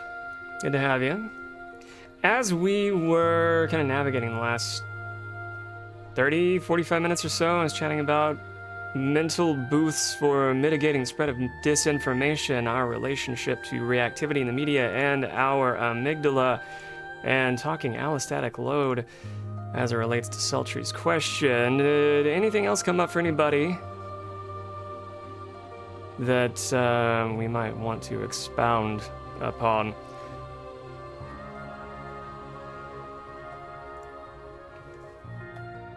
If not, I can change subject a little bit, but it's still kind of related to our mental health. And one other thing I want to talk about ahead of playing old video game. I want to chat a little bit more. I want to chat a little bit more with you. Hope you don't mind. So, hi, Helen! I took the opportunity to add some more sound alerts for other VIPs today, but I still haven't gotten to them all. I have almost maxed out my VIP list. I didn't realize there was a limit. Sadly, there's a limit. I wish I could increase that. They should let us increase that. It's kind of bullshit that we can't increase that. It's our stream. Let us have as many fucking VIPs as we want. You're doing amazing, sweetie. Yes, I am, goddammit. Thank you. Everyone is an important person. See? That's what I'm talking about.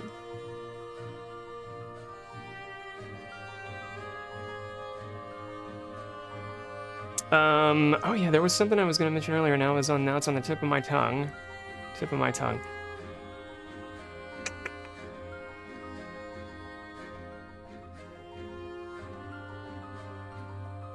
Oh yeah, Sultry, if someone asks something of you that you either don't want to do or don't feel like they are owed or whatever else, sometimes the answer is, I cannot accommodate that.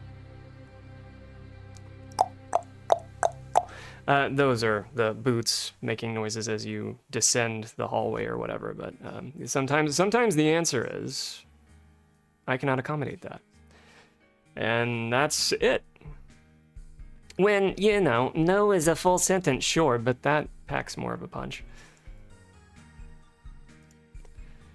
I like how I still have no idea how to do anything in chat, but and still, well, Veggie, it all comes with exposure and experience. You too are doing amazing, sweetie.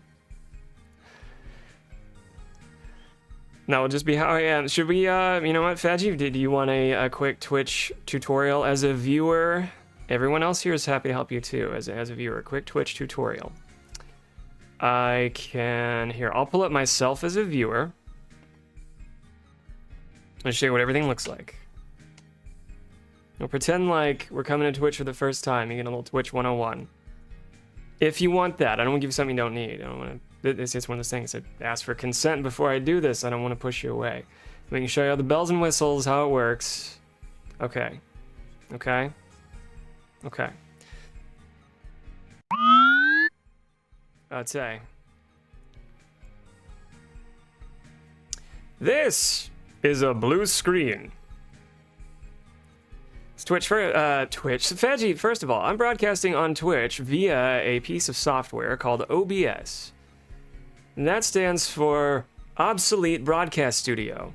That's a lie for what the O stands for, but I can't remember what it is right now, but the BS does stand for Broadcast Studio. It is free, it is robust, it updates all the time, and 1 out of 10 times when it updates, it disconnects the cameras and all of the other wingdings and widgets that I have connected to it, resulting in some repair that we take the time to do, along with some adaptive opportunities to use our coping strategies. So another mental health reframe for operating on Twitch. So first of all, yeah, broadcasting on Twitch from a broadcasting studio. There are more than one. This is the one that I chose. And we have different scenes. So we go through different scenes. You've seen me on the Just Chatting scene. This is the scene that I usually use for gaming, which has some assets that I've created myself. Well, I say created myself. I borrowed and photoshopped assets from Kirby's Adventure on the NES. So if any of those little sprites or colors or layouts look familiar, it's because fucking stole them, man. On this screen, I'll go here, and we'll pull up what twitch.tv looks like. And twitch.tv has a streamer, Hogue Like Whoa. There's him, there's Hogue Like Whoa. And Hogue Like Whoa, and Hogue Like Whoa, and Hogue Like Whoa. That's gonna go on for a while. This is gonna get a little trippy. But we like that sometimes. On this space, we will see chat. We will see channel points. Veggie, every channel that you spend time in, it rewards you for spending time in by earning channel points. So the longer you're an active viewer and chatter in someone's streams, you earn channel points. And the streamer can change what those channel points are. I modified my channel points to be dilly bars, because dilly bars were a favorite ice cream treat from my childhood. And it gives me a reason. If anybody asks, hey Hogue, what's a dilly bar? I can tell them it's a favorite ice cream treat from my childhood, courtesy of Dairy Queen. have a reason to mention that. Well, same. You earn channel points here. I have an infinite amount. Channel points, well, you earn them outside of just rewarding your viewership. You can earn them to use them on alerts. Some of them will be sound alerts, some of them will be video alerts, some of them will be requests of the streamer. And if the streamer's worth their motherfucking salt, they will put an explanation on what that alert does and how many points it costs. And hopefully it will be a reasonable amount of points to spend for the alert. Some of them will be obnoxious, silly. It's usually their intention to make use of them. And most of the time, they're a free-for-all. If they are active, they're free to use anytime. So don't consider them a disruption unless the streamer is... I don't know, sometimes it helps to read the room, but in most cases, if they're active, they're there for you to use. In addition to that, some streamers will have like pay-for-play sound alerts, which helps them earn bits. Bits convert to currency, like real currency for the streamer. I have sound alerts here that are free. Just like my psychoeducation, we offer it for free 99. We have Sounds 1, Sounds 2, and Sounds 3. I will add more as we need more. Some of them are requested by people here, so they'll have kind of an esoteric connection to the community. A lot of the sound alerts here are going to be... We are highly advanced males of masculinity. And a lot of them will have ties to old Adult Swim cartoons, because that's just kind of part of the branding part of the deal. Also on Twitch streams, if someone chooses to subscribe to a channel, they can do so monthly or recurrently. If they subscribe to a channel, they no longer receive ad breaks. Every streamer doesn't have to choose to run ads once they become affiliated or partner, but it earns them revenue if they do choose to run ads. More of the time, more often than not, streamers are opting in to run a minimum of 3 minutes of ads for an hour of playtime afterwards. 3 minutes of ads is kind of it helps maximize the payout for that streamer, even the small streamers, if they run a minimum of 3 minutes of ads top of every hour, which also creates an opportunity for the streamer to take a poo-poo pee-pee break or whatever else, a body meat check-in, regulatory reorienting, sensory needs meeting opportunity, to sashay away from the stream for a few minutes, do those things, and then come back and do it all again for an hour. But again, not all streamers will choose to run ads, and they have other ways to support them. I run ads because I need the coins. Quite honestly, full disclosure, we need the extra coins. Hi, for those just joining us, we're explaining to anyone here, but especially a sweetheart, darling Veggie Mans, how Twitch works.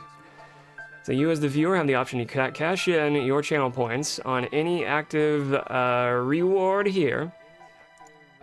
As a subscriber, if you choose to subscribe, you get the added bonus of ad-free viewing for the duration of your subscription, minimum 30 days.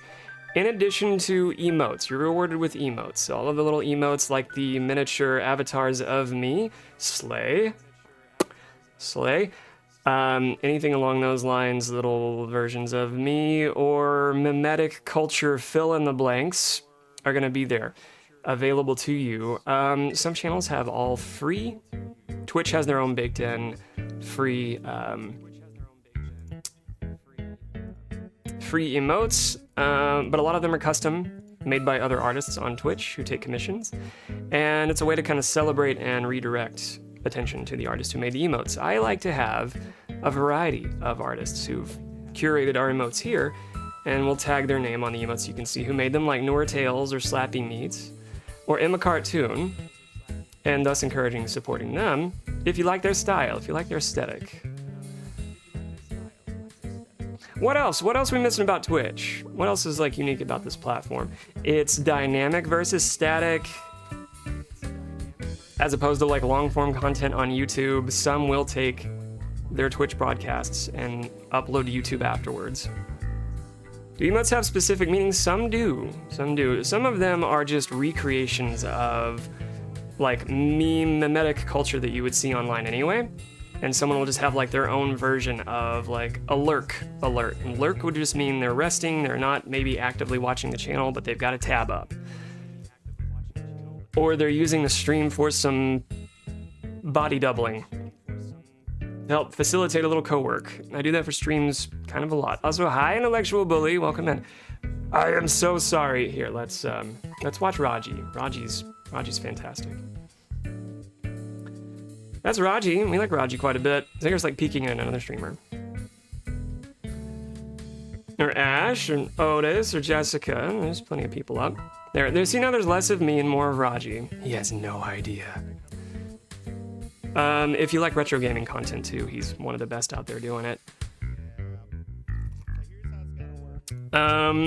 But am I currently subscribed to Raji? I think I am. I think I've got a gifted sub there, and so there's all the emotes I have for Raji that we can throw down.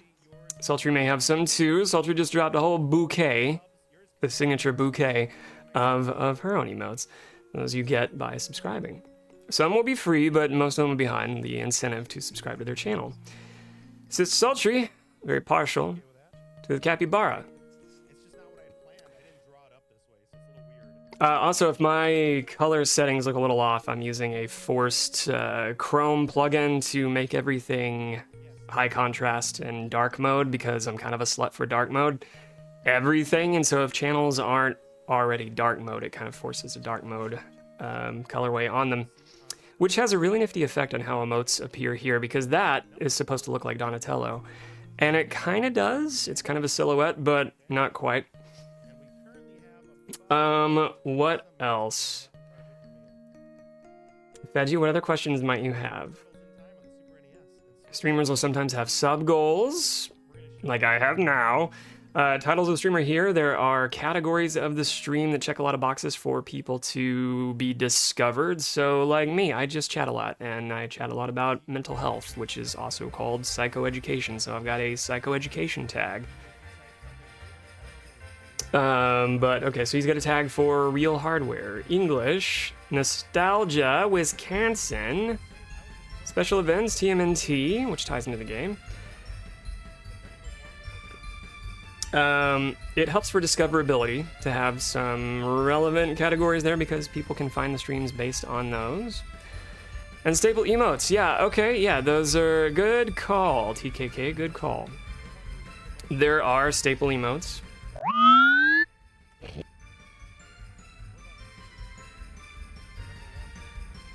There are staple emotes that are commonly recycled. Some streamers have their own versions of them, but yeah, there's the LUL, L-O-L-U-L instead of L-O-L. The Bob Ross, the Kappa, fucking Kappa. Okay, the dance game one I don't see used that often. I'd have to have that one explained to me too. I'd have to have more internet explained to me too.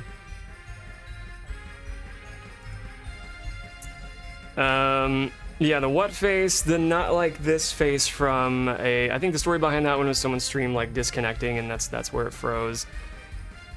But yeah, some streamers will have their own versions of those. Or like an emote will be an inside joke for the stream, and if you weren't there for it, you missed it, but it's just like a running gag. We love running gags, and we love streamers who utilize running gags. We also love following TKK, who is another one that I created a special alert for. As I work my way down the list, I promise to get to all of you when there's time.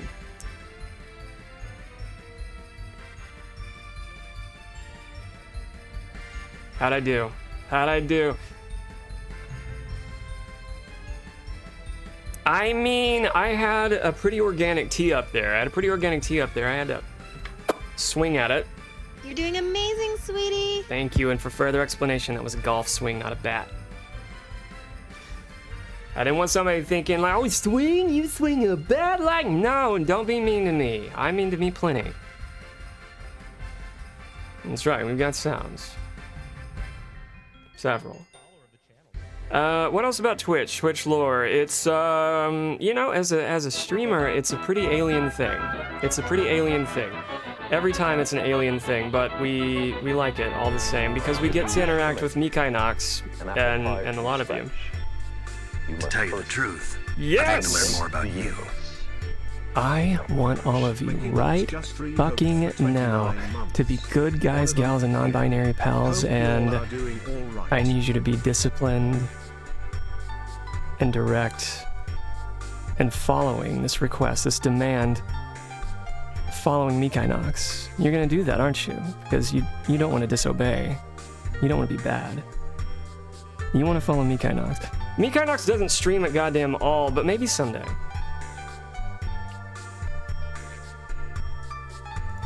So we're talking about running gags.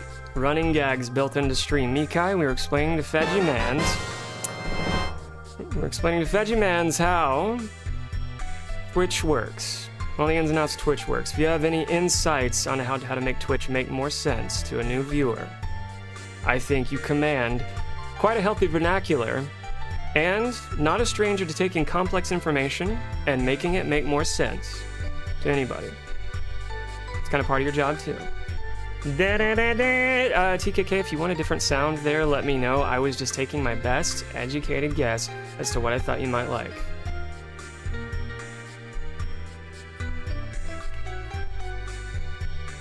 But I can always change it.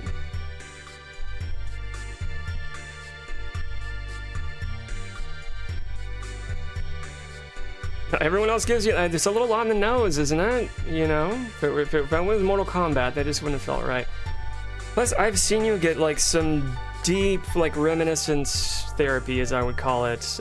You know, giving a nice playthrough of like the SNES Zelda, or Ocarina of Time, for that matter. Went to follow and found I already did. X, you're playing the game. X, you're playing the game wisely.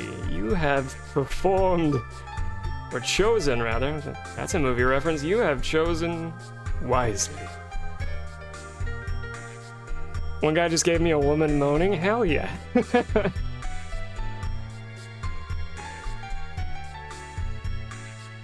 have to make one for Zombie. Zombie Mikai.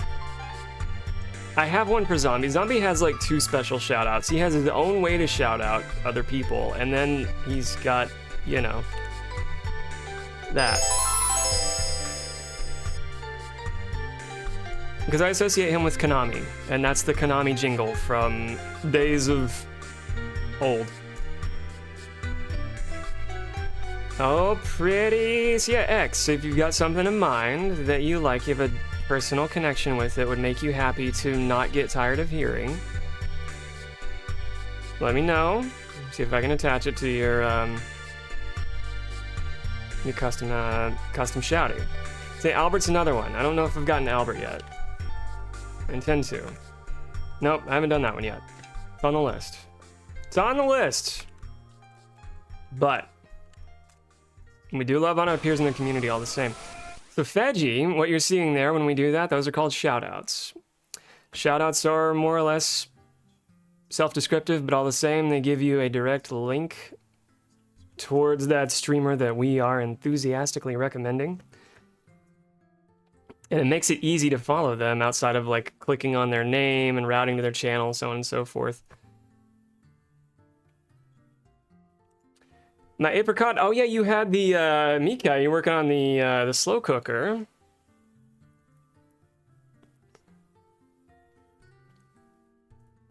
And you've Kirby inhaled a lot of that. I'm so proud of you. That looked exquisite. No shortage of quality looking food in the Discord. Trying to follow everyone. I think I got everyone.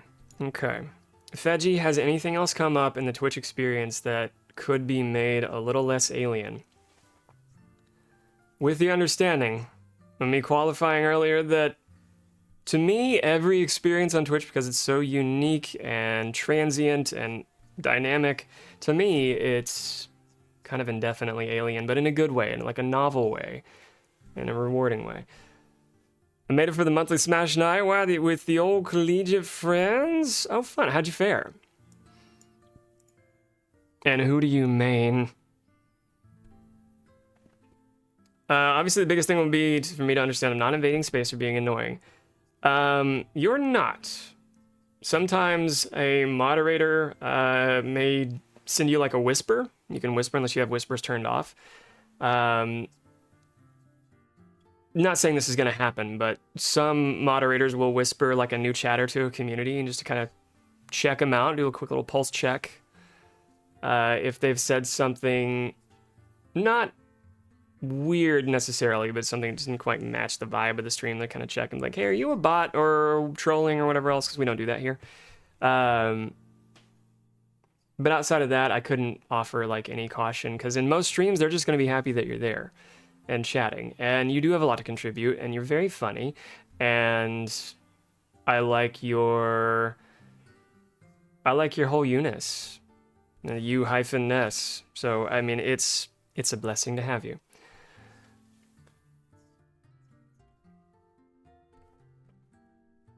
Also, it's a like-a-track-like situation. Like, everybody here gonna have a different vibe, a different stream, but all the same good company. Good company. So, Kiwi popping in there. Hi, Kiwi. Welcome in.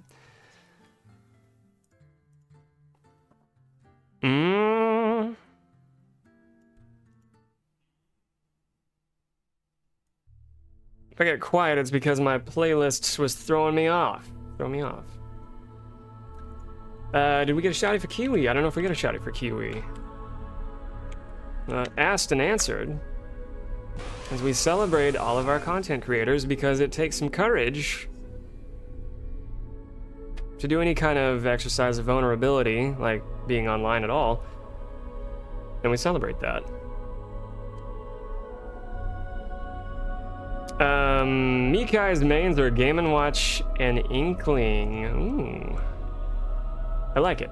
That's unique. I don't know a lot of people who play with those. Like, and I don't play, for that matter. I don't know a lot of people who play, because I don't. I like to watch.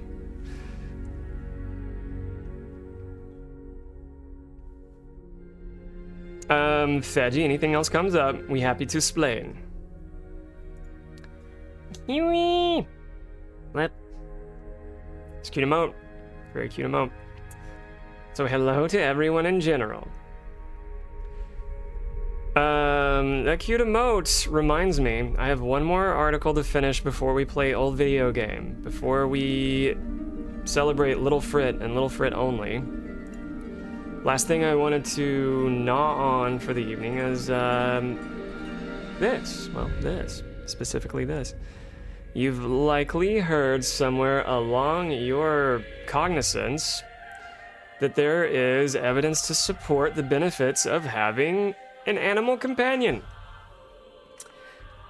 Also bolstering the rhyme, reason, rationale for things like therapy animals and animals in, say, adult healthcare settings. Assisted livings, memory cares, skilled nursing, long-term care type communities, it is not uncommon to have animal or multiple animals, even if it's a fish tank, even if it's birds, but more probable, cats and dogs, visiting or residents. Not uncommon to see a correlate in self-reported, the data is usually self-reported, but a correlate in self-reported long-term well-being, emotional security, restedness, whatever happiness means to anybody. A lot of correlates for pet owners and happiness and mental health benefits associated with. It's going to be different for everybody. And again, the data is based on a lot of self-reports. Where I'm going with that is just taking it a little bit deeper. Just having a pet doesn't help mental health, but pet owners secure relationships with their pets, with their pets, and what Steve Brule with that. With their pets are less depressed. Pet owners with secure relationship with their pets are less depressed. So this kind of operates in not necessarily opposition, but more qualifying information. Because if you're reading that on your own, I would imagine the amygdala is jumping up and saying, that isn't aligned with what I was taught. Pets are good for your mental health. Yeah, but it's also down to the individual and their connection. Because if somebody's a narcissistic, self-serving piece of shit and they just have an animal as a prop or an artifact, then that pet is no more than a piece of furniture to them. Those people exist. They're not going to be here, but all the same. Those pets are making me thirsty. And, yeah, reminder to hydrate. Reminder to hydrate. For many people, pets provide unconditional love, companionship, and a sense of security, but not all human-pet relationships are beneficial, and some may contribute to stress and anxiety rather than relief. Psychologists have been studying attachment theory for decades. This framework explains how people form emotional bonds, seek closeness, and manage separation. People with secure attachment tend to feel safe in relationships, while those with attachment anxiety may crave closeness but frequently worry about rejection or loss. Just like with human relationships, people with attachment bonds with pets or just like with human relationships, people form attachment bonds with pets. Some form secure attachments, finding comfort in their pet and viewing them as a reliable source of companionship. Others experience anxious attachment, feeling excessive worry, distress, and a heightened need for reassurance when separated from their pet. In our recently published research, the research team and them found that attachment anxiety is strongly linked to depression symptoms among owners. Remember, any mental health symptom is going to be a constellation of needs to meet. It's not a fixed or rigid same needs to meet from person to person. It's individual constellations. This suggests that well-being isn't just about having a pet, but the quality of your bond. Strong bonds aren't always healthy bonds. The team and them set out to explore the way people bond with their pets as a measurable effect on their mental well-being. We surveyed over 1,000 pet owners in the U.S., decent sample size, in the U.S. about their closeness with their pets, how often they engage in activities like playing, cuddling, or spending time together, and whether they felt secure or anxious in their relationship. I also wonder if they provided like some additional psychoeducation on like attachment theory, because it's relatively new psychobabble. We also measured the symptoms of depression to examine how different characteristics of pet bonds might influence mental well-being.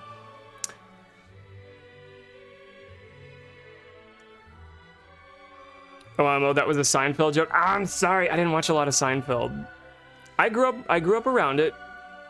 A lot of my peers loved Seinfeld. Me being okay, so like for cultural reference to like place me in the spectrum of like a zeitgeist, I graduated high school in 2004. So would have kind of been raised concurrently with Seinfeld, Frasier, Star Trek Next Generation, a lot of shit in that 90s to early aughts timeline. And a lot of friends who loved Seinfeld. I was more of a Frasier. I didn't jive with Seinfeld at the time. Same thing with Friends. Friends was extraordinarily popular, and I didn't always love shows with the laugh tracks anyway, but that one I just didn't get a lot of the time. I didn't get that one a lot of the time. Kiwi, it's okay. For what it's worth, any given time, we're not but adult children anyway. I only knew about Pretz, which is a sibling product for Pocky. Oh, Friends age, but it did. Like, some of the clips have revisited. Like, it had a lot of covert and overt sexism and homophobia, and just, I mean, not in every episode, obviously, but I still know it's deeply important, culturally, significantly nostalgic, otherwise, to a great many people. It just never was, like, my thing. Same thing with Seinfeld. But, you know, my friends were watching that at the time, and I was watching, like, Toonami and Dexter's Lab and Johnny Bravo, and shows that I was arguably too old for, but I didn't fucking care. And I still don't, because I still love those shows. They meant more to me than a lot. You know what didn't age poorly? Golden Girls, yeah. I think there to be a universal consensus around that. I watched a lot of Nick at Night, too. I mean, we had like a cable box in my room when I was a kid, which also is going to run the risk of sounding like a very dated term, but it is. But changing the channel on my cable box to Nickelodeon, which I think was channel 22 at the time, they would stop their children's programming around 9 p.m., 10 p.m. and switch to Nick at Night. It's like the day programming was Nick Jr., then Nickelodeon, and then Nick at Night, before Nick at Night was its own entity. And they would run reruns of like Mr. Ed and F Troop and MASH and Dragnet and I Love Lucy, and what the fuck else did I watch? Mary Tyler Moore Show, Dick Van Dyke. So I held like a deeper appreciation for a lot of those reruns than I did for like more contemporary shows that I was raised with. Same shows of like How I Met Your Mother, sitcoms aged poorly so often. Yeah, and that's another one like I only caught a handful of episodes on, and I didn't really connect with. Like, it was recommended time and time again, and I finally gave it a shot, and I kind of saw the appeal, but just not for me.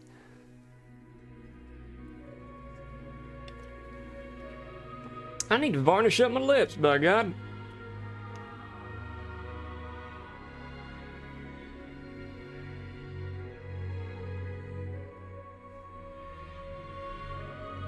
There we go.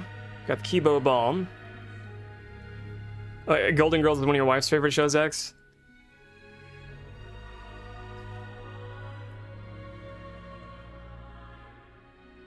Well, I guess that's a nice tangential anecdote to acknowledge. Toast.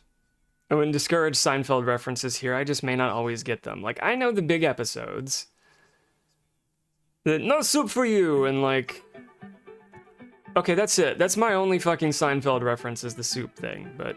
like George Costanza. Like, the neuroticism of George Costanza was not lost on me, because I kind of related to it. Not forever, but...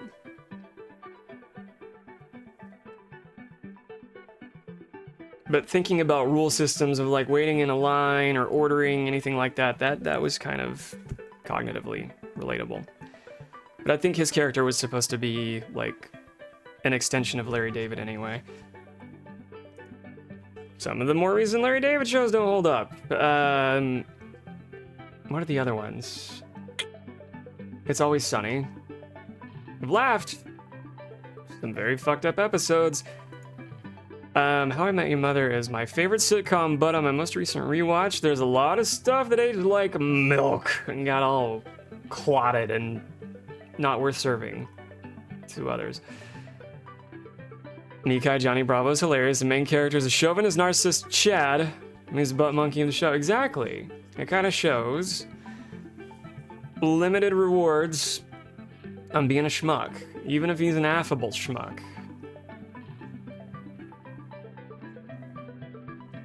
Back in the pets article. Pet ownerships and attachment theory. The results revealed a clear pattern. Higher pet attachment theory was the strongest predictor of depression symptoms.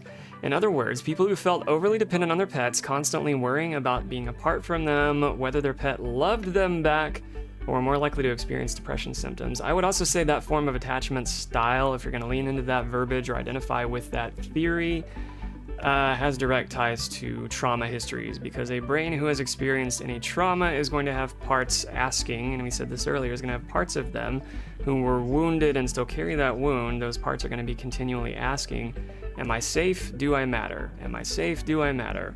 And heightening some vigilant mechanisms baked into our, midbrain limbic system and amygdala, like we were talking about earlier.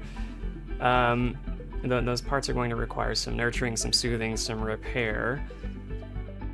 As I would say, along with repair, your attachment style is subject to change. You're not at a fixed point with any of those. Attachment style is also not a diagnosis. You're not going to find that in a DSM. Not that it matters when it comes to what's pathologized or helpful or otherwise. Just like the term neurodivergent is not going to be in the DSM, but all the same, we connect with it. We bond with it, and it's a healing, non-pathological phrase. Surprisingly, simply feeling emotionally close to a pet was not enough to predict better mental health. While some may assume a stronger bond with the pet automatically leads to greater well-being, our findings suggest the quality of the attachment matters more than its intensity. People with secure pet relationships reported better well-being, while those with higher attachment anxiety experienced greater distress. We also found that while frequent pet interactions were linked to stronger and more secure human-pet bonds, interaction frequently did not predict mental health outcomes. This reinforces the idea that emotional security in the relationship, rather than just the frequency of the interaction, is what truly matters for mental health, and that's directly connected to just how mindful you are in your interactions anyway. What intentions are amidst how you co-relate with somebody. Interestingly, people who owned both a cat and a dog reported more depression symptoms than those with only one type of pet. Oh, that makes me sad because I want both. I'm already depressed because I want both, and I'm hearing that more people reported having both were more likely to be depressed. But of course, that's only a sampling of 1,000 people, right? So that's not millions throughout the nation. That's worth keeping in mind for any study that you're gleaning to. It doesn't represent total population. It represents the persons surveyed or who participated. So always look at like the modality, the means of how that information was tallied, quantified, qualified, so on and so forth. All the same, begs the question. Cat people, dog people, personalities aligned with them. There's an interesting bit about, a sad, kind of fucked up interesting bit about risks of owning a cat. If anybody's familiar with toxoplasmosis, you don't want it. See, there's a co-occurrence, not necessarily a correlate co-occurrence with cat owners and schizophrenia-like symptoms. Actually, not even schizophrenia-like symptoms. Just psychotic episodes, having brief psychotic episodes because of onset of, say, like a foreign invader, i.e. bacteria, that bacteria and infections of bacteria within us can affect our cognition and make us falsely perceive our environment, meaning internal stimuli, meaning hallucinations. And there is a byproduct of kitty cat doo-doo called toxoplasmosis that can result in that very thing. Not to discourage cat ownership, it's just a weird anecdote. You're welcome, I'm sorry. Our findings highlight that pet ownership is not a one-size-fits-all solution for mental health. The people bond with their pets, whether they feel emotionally secure or experience anxiety in a relationship may be just as important as pet ownership itself in shaping well-being. The research also raises important questions about the role of emotional support animals and animal-assisted interventions. If pet ownership is going to be integrated into mental health care, it may not be enough to simply encourage pet companionship. Instead, the quality of the human-animal bond could be a key factor in whether pets provide comfort or contribute to emotional distress. The study does not suggest that people should stop seeking emotional support from pets. Instead, it highlights how people bond with their pets can influence well-being in ways they may not always realize. For the people who rely on pets for emotional support, recognizing these patterns may help foster a bond that feels reassuring rather than stressful. Pets can provide deep comfort, but caregiving comes with challenges too. Reflecting on the joys and responsibilities of pet ownership can strengthen the human-animal bond, supporting the well-being of both pets and owners. I will link this here. In case you had to duck out or want to revisit this later, I've come to really like the conversation. They tend to, not always, but they tend to curate a lot of relevant topics for me and sometimes like academic journals and repackage them without diluting, making them easier to like foster discussion, bring about here. Also, what a fucking disappointment this guy was, huh? He turned heel like a wrestler.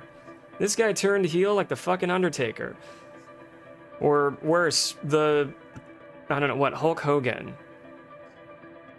If you're in Pennsylvania, I am so sorry, because you might have been inclined to donate to John Fetterman and then watched him rapidly turn heel.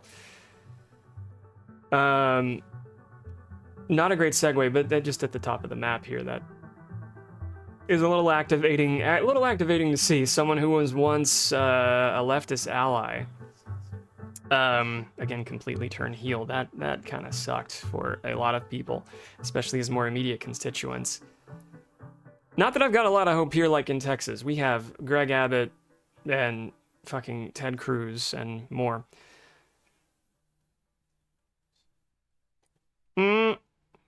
Okay, so I dropped the links for our amygdala. My amygdala was just on fire. Amygdala, and the link from earlier on mental health booster shots and ways that we can encourage others to monitor how they receive information to make sure they're not at risk of spreading misinformation or disinformation. Reminding them to have tools in the toolkit to identify if they're engaging with manipulated media. Fake news. It's all here.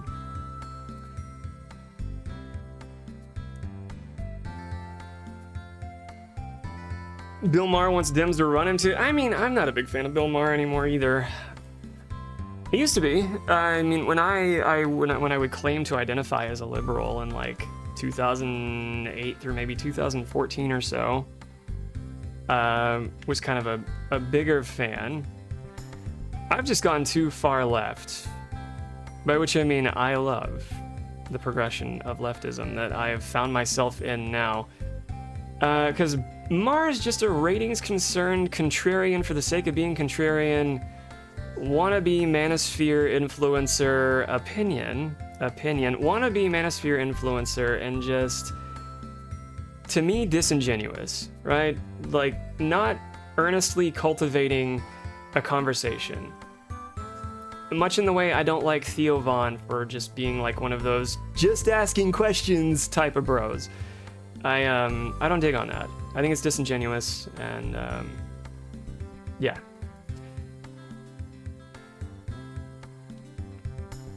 Bill is a garbage person. Yeah. Watching Fetterman has been an interesting evolution. We knew him when he was a local. You did. And then state representative before going federal.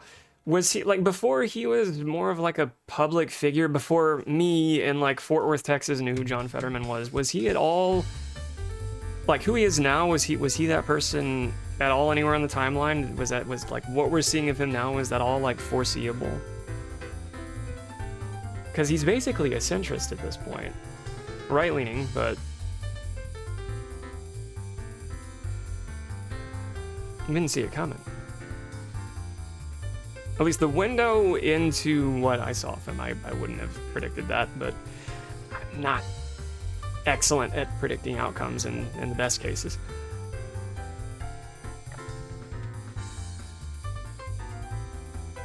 Hey, Gran Turismo. I remembered I added that song to the soundtrack.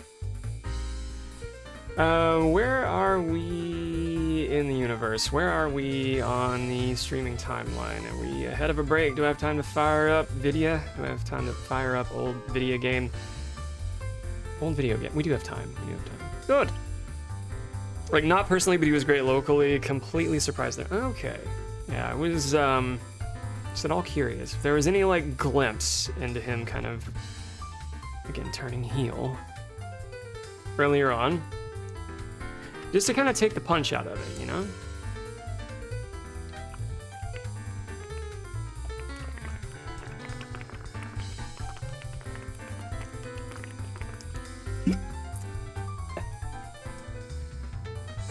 We did a lot of talking there, didn't we? I'm hydrated, we're good. I am so ready to do more voice acting for Legend of Legaia. Okay, when I reconnected, mind you, I had my Famicom connected to my RetroTink. I had to reconnect my PlayStation to the RetroTink. And when I did a test run of it earlier, it didn't load the disc, which there's kind of an increasing concern of the PlayStation disc reader maybe going on the fritz.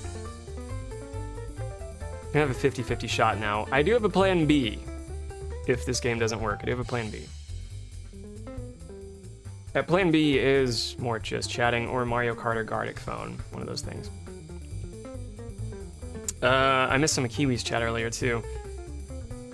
Yes, scariest for individuals for scariest for immunosuppressed individuals. Obi advised me not to change litter box and wash my hands regularly while pregnant due to toxoplasmosis. Oh yeah. Heightened vigilance for sure. I'm glad you were given that heads up. Yeah, I mean it's a known entity. It's known enough that, you know, if it is contracted, it is a problem that is solvable. But also, we have the information to prevent it from occurring in the first place. I'm procrastinating garbage night. Oh, I do that every Sunday. Every Sunday. I know it's coming, because Monday's garbage pickup day. And running through all the smaller rubbish bins, putting them in a larger bag, and then getting them bins, and getting them to the curb. Or alley, depending on where you are. Because it's seemingly a task that isn't going to take very long, and because it doesn't take very long, it's easy to just like running ads here, continue to, like, delay. I'll do that 5 minutes from now. I'll do that 15 minutes from now. I haven't done it yet. I don't want to fucking do it. X, what we can do is I'll take a break, because I need to anyway. I'm going to schedule that break, and I will encourage you, X, to use that lurk to go change your trash. Alright, everybody, when we come back, old video game. When we come back, we'll play more Legend of Legaia for a couple 2 hours. And maybe, just maybe, make some progress. Maybe, just maybe, we'll make some progress in Legend of Legaia. I'm gonna take a break. I'm gonna encourage you all to get your rubbish ready. Or do other things that you need. Scan your body meat. Scan your body meat from your toes to your tits. Maybe go a little bit higher. Notice where you've got some tingles, need tuning. Check in. Give yourself what you need. Prioritize what you need. In so many cases, it ain't gonna be me. If you want to stick around for some extra company, I got a couple hours of stream left. Retro gaming coming soon. Take your PM medications if it's time to take your PM medications as well.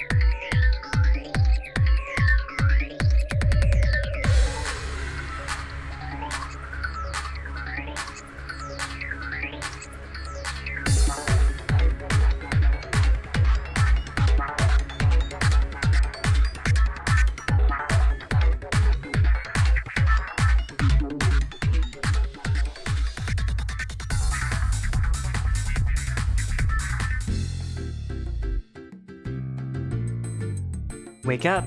We're at Grandma's.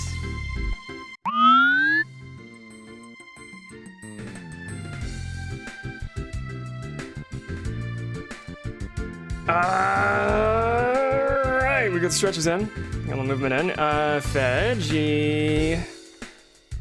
I took PM medication, doing some PM hygiene rituals. We love to hear about it. I love to reinforce that because it's so hard to stay consistent with our rituals.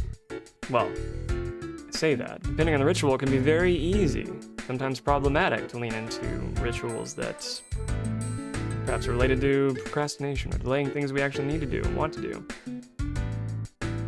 The adaptive rituals, though, we want to reinforce those. Like good PM hygiene, let's play Legend of Legaia if the PlayStation will cooperate. Why not? But yonder PlayStation box is over here. Oh yeah, I was gonna show X. I'll wait for X to get back, and I'll show him the retro tink. I think he was just finding out what upscalers were recently. I don't know how easy it is for me to toss the camera down. Well, in any case, I guess if I get another camera in here, that could work. Ooh, I've got my cooking stream camera. I could just like plug that in and then move some shit around. I can do that when he gets back. Sliced up an onion with no tears. You're evolving? Must have a very sharp blade. Sharper the blade, the better.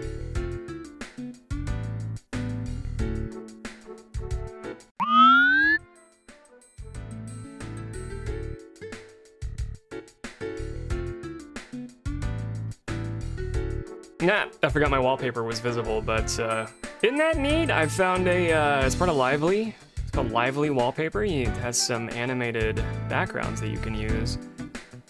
And I just changed this one today.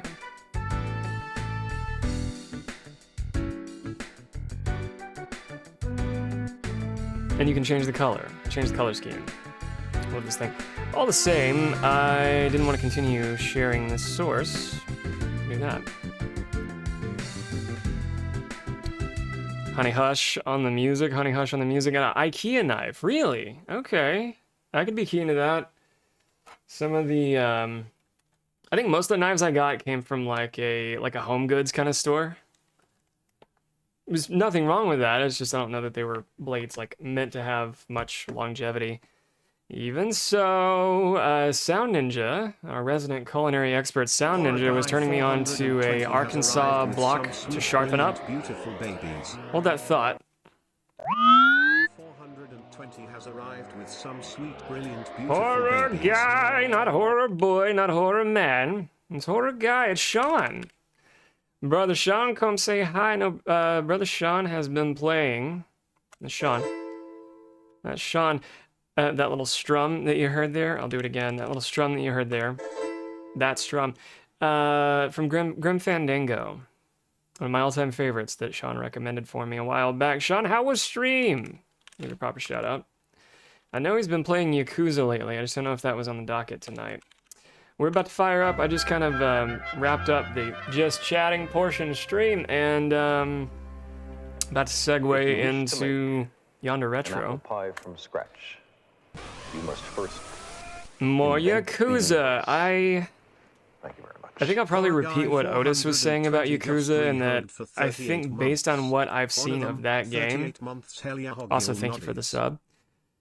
Based on what I've seen of that game is enough to, it's good bait. It's good bait. It's enough to pull me in. Cultivated my interest out of an ongoing, I know, mega series of Yakuza games. There's a lot to experience. I think that's the one that kind of sold me on what to play there. I typically put my onions in freezer for a short while before cutting them. That limits my impact on onion fumes. That will help too.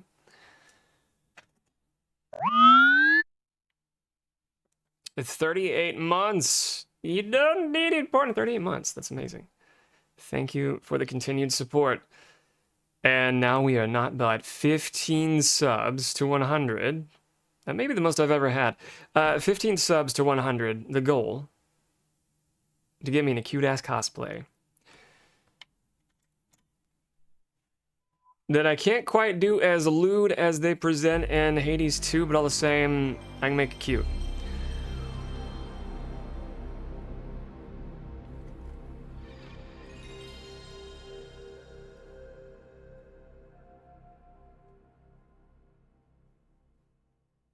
coming up in April, we're going to be fundraising for Child Abuse Prevention Month. For those that don't know, the last 2 years. I think it's a 4-year-long running program. Grams! Grams! Would you like to submit a recipe? Hug will assuredly sexily cooketh it. What's up? Wasabi. It's not that hard to let Thank you, other people Grams. from other countries Done zipped up a hype People have train. peaches and it's just all peaches and cream all the time. You gift a sub to the Burnout Collective. We love that. Thank you. And the other subs went to Toast. We're going for Toast, Thrash and Crash. Well, hell yeah. Lucentai, Crimson Blades. Big fan of Crimson. And the Sound Ninja, who I was referring to earlier as our resident culinary expert, Sound Ninja. And that is a hell of a place for John C. Reilly's face to be frozen. Nice!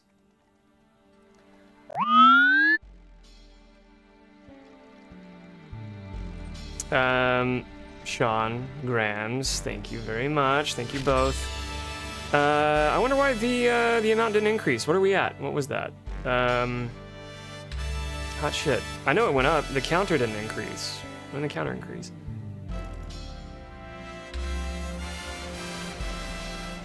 I'm gonna reset some shit and maybe it'll work after that. What's he doing? Oh, I might have... Hang on. I don't know if those are new subs or if I'm resetting the shit. Not resetting the shit. That was a resetting apostrophe shit as in whoopsie. The sound that you're hearing is a FMV on the PlayStation disc, which is concurrently a good sign that it's reading the disc, because that was a concern. I expressed a concern earlier that might not happen. Whoever followed, thank you. Try to reward you making a good decision, but also, as I have some evidence to support my claim, your follow is anonymous. Feel free to take up as much space here as you feel safe to do so. Sean Grams, thank you very much. Thrash and Crash, that was you. That was you. It was you. Well, thank you for making that good decision. Thank you for being here. We are maybe 80% of the way through, 85% of the way through Legend of Legaia. Try to get a couple hours of this in us. Earlier in the just chatting portion of the stream, we were talking our reactive amygdala as it relates to seeing any media designed to, with its rhetorical goal, designed to activate our stress response and our amygdala's response to that and what we can do about it. What else? Oh yeah, we talked about secure attachment as it relates to pet animal ownership, and yeah, that was like the first 2 hours of stream. Here we are. And then we got Loved On. Should be at 91 by your count. Okay. Okay, this source updated. This source updated. We're at 91. Hot shit. We're at 91. Thank you. That may have been, if I was hearing myself, I was like, that is the worst recap I think I've ever given anybody of like what preceded this moment on stream. Oh well. Brain got excited there. I'm gonna cast my capture card over to my main screen so I'm not crooking my motherfucking neck into OBS. Ooh. I am glad that everything's working. Some test runs earlier weren't giving me a high level of confidence there. Shiny! Gonna sub to Carly. We're big fans of Carly. Carly's cool. And Shiny's cool. You must first invent the universe. Thank you very much. Wow. A one who shiny one. Hi, Shiny. Welcome in. Hell of a way to make an entrance. Let us thank them. Thank you. Shiny 143 gifted a tier 1 sub to Carliked P. Oh, Shiny. I know you didn't do that for like this type of reciprocation, but all the same, I'm shouting you out. Let's do that anyway. Oh yeah, I've got a guide. From the yonder internet archive, I've got a guide that I'm using. I just remember where we left off. I think I was on page 80, 81, 82 of the guide. We finished a boss fight. What else did we do? What else did we do? Oh, that's right. We were journeying north. We climbed a mountain. We went through some caves. We solved some puzzles. We were climbing a mountain. And I remember now, I saved this just ahead, I think, of another like story development happening. If I timed it right. Thank you for the hype train, y'all. Oh, and look, it's yonder Crimson Blades, twitch.tv zone Crimson Blade. You know what's about to happen. You're gonna be emphatically encouraged.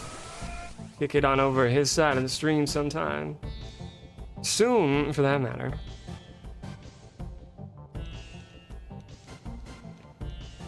All right, we're going up.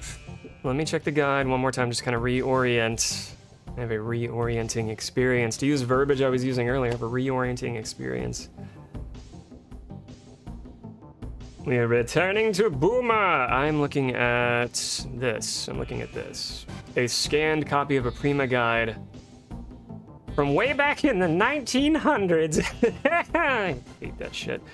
A scanned copy of a guide, which means sometimes the text is kind of hard to read.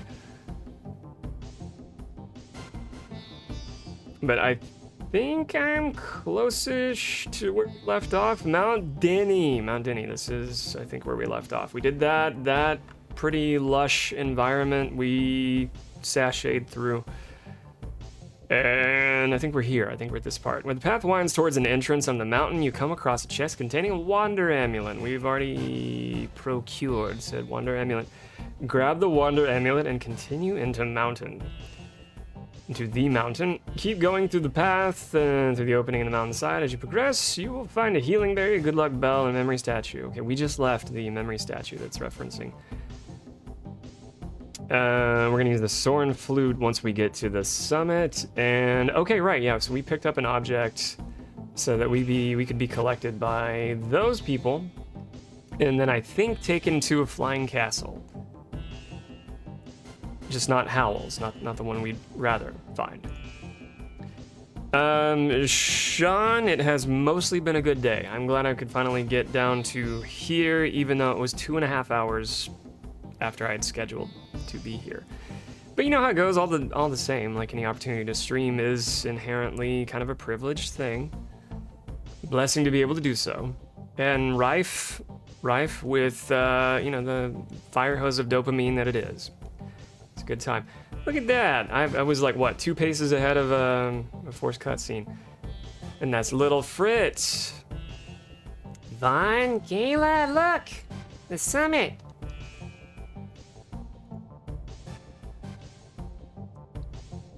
Why do I always pop in at those moments shiny? We just call that aleatoric timing. Just happy coincidence. We love happy coincidences. They make the universe worth experiencing. While we have cognizance to even recognize that. Play the flute to call Soren. There's no mist at the summit? The Soren can fly here on their Saru wings. Vaughn, why don't you play the Soren flute you have with you? Vaughn took out the Soren flute.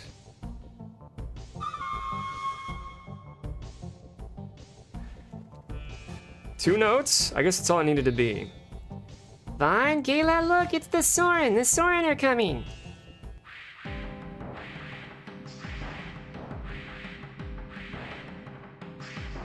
They seem capable of picking us up and flying around.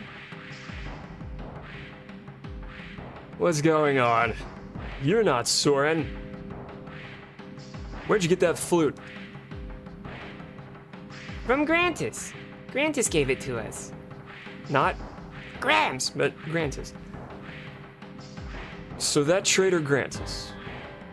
That doesn't surprise me. This is Soren's holy place. You earthbound humans may leave here at once. Come. We are leaving. What are you? Allies of the Mist? Are you protecting the Mist? Mist is bad. Mist corrupts, Mist brings monsters, Mist confuses, bemuses, and otherwise is nasty. It's nasty. How dare you? You can't even insult the Soren like that. You can't. I'm inserting words where none exist. That's my purse! I'll warm I up. don't know you! Thank you. I'm getting a little more aggressive with this guy, I think. He's a bit of a schmuck. Then are you prepared to fight the Mist and its allies? Of course we are. That's why we punished Grantis for helping us build the floating castle. Many brave Soren have died trying to attack the floating castle. So, hi Helen! And to break lurk to say thanks when we pass out now. Right, Crimson. May your rest be restorative and you awaken with a double experience bonus. Carbonation getting to me. Then we should work together. We're on the same side. Yeah, right? He's got a little bit of a grudge against construction of the floating castle, the baddies. I think he realizes maybe we're aligned. We're aligned with our goals. We have a shared purpose to reduce suffering, right? We're socialists in that capacity. We reduce suffering, maximize good. That's kind of all the motivation we need to get out of the sheets. Come on! We revived the Genesis tree and the Mist is gone.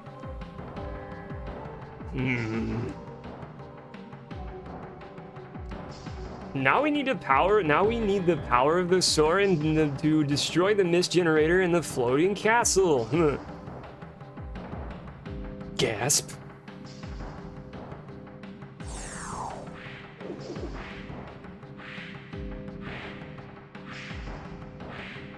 Pregnant pause. Yes, but still. And they're communing. Okay, he's consulting with the jury of his peers. All right. This is a decision I cannot make on my own. You shall come to our camp and speak with our elder. Is that agreeable? Yeah. Good. We're going to fly, so hold on tight. If you fall, you die. Just imagine him sounding like a little smarmy, like a little knowingly self-aware smarmy. Carry them gently. Gently. You hear? I said Gently.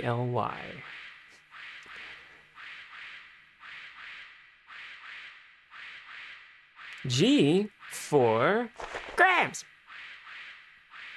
Wow, I'm flying. This is incredible. Whoa!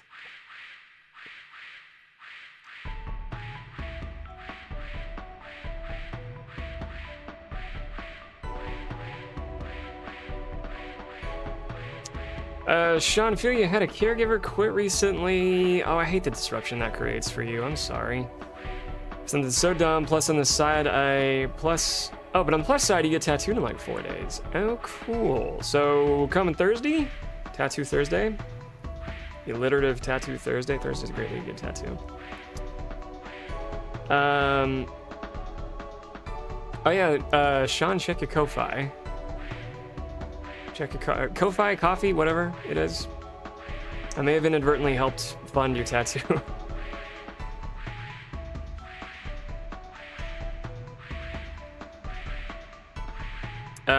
Goodbye, friends. I am going to get ready for bed. Probably go to bed. I'm tired. Love to all. Ti amo mucho. Feji, thanks for kicking it with us for a little bitty while. You feel encouraged to return.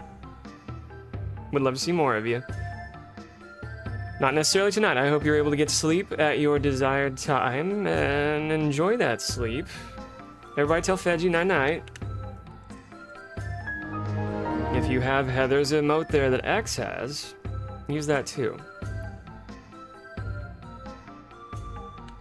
We'll get a sleepy time tea for Feji while we're at it. I think I fixed this command. There are others I need to add, but I think I fixed this command. We've still got the boba, but our tea is ready. We got tea for Feji. There we go, sleepy time tea. The elder lives in the farthest house. Go speak to him.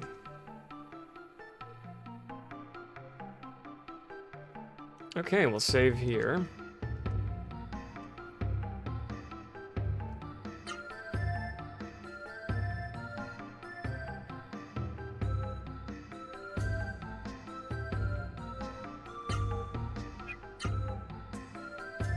I mean, not a lot happened, but we're here in case something happens. Then, so if something adverse happens, then we can just redeploy from here. Hi! Weird that down below in Sol and Buma, the mist is cleared. Oh, we heard, not weird. We heard. Did you do that? For the most part, I had help. Oh, that's wonderful. Now you're gonna destroy the floating castle? Please be careful. Floating castle's a nest of demons. Many Soren have lost their lives there. Nice hair, I love it. Granted was a good man, but he was too trusting. That's why he fell for Zora's deception. The elder lives in the farthest house. Go speak to him. Oh, you're welcome. When the notification popped up, I was in shared chat. I wasn't sure if it was Sultry's. I wasn't sure if you caught it. I just want to make sure. The onslaught of multi-sensory stimuli that is streaming not only results in missed chat on my end, missed alerts, redeems, whatever else, and just didn't know. In retrospect, I wish I hadn't said something here. That feels kind of vain. Like, hey, did you get that thing? I sent you. I could have just said that. Been nice and vague. We want to check in to the inn. Oh wait, there might be some like hidden items in here. Give me free shit! You wanna hear about Grantis? Yes. Luctus and Grantis are sons of Cructus, the Soren elder. Grantis was the younger brother of Luctus. The two brothers were very close, but then Grantis fell in love with a surface-dwelling human. Grantis was deceived by an evil person who exploited Grantis' devotion to the one he loved. That cruel deceiver was Zora, queen of the floating castle. She promised Grantis Saru wings for Kara. If he would steal a Rasaru egg from Buma's Genesis tree. Oh, that's really interesting. Kara's the one that I gave kind of the Dr. Girlfriend voice to. But she turned out to be a really complex and interesting character, and that just adds to more interestingness of their story. She kind of had this like anti-hero presentation early on, but I think has become more allied with us over time. Stream Together is really fun, but I need to work on reading chat for that kind of stream. It's, I've only done it once where it seemed like really easy to set up and there were no issues, and I think that's when it was like pretty new. I did like, I popped onto like basically a call with Foxwalks following TwitchCon, and what an extremely online thing to say. But in any case, it was testing out that same like Stream Together feature, and I remember that being really easy to drop into at the time, and then any other time I've tried to do it with like Zombie since then, for some reason it was like, I either couldn't remember what step to make that easy, or they changed something. I was more inclined to lean into the latter, just to give myself an excuse on why that suddenly became a harder problem to solve. But all the same, I thought it was cool. Like, having shared chat was very cool. Mutual viewership, so on and so forth. Like, value adds are there. I like that.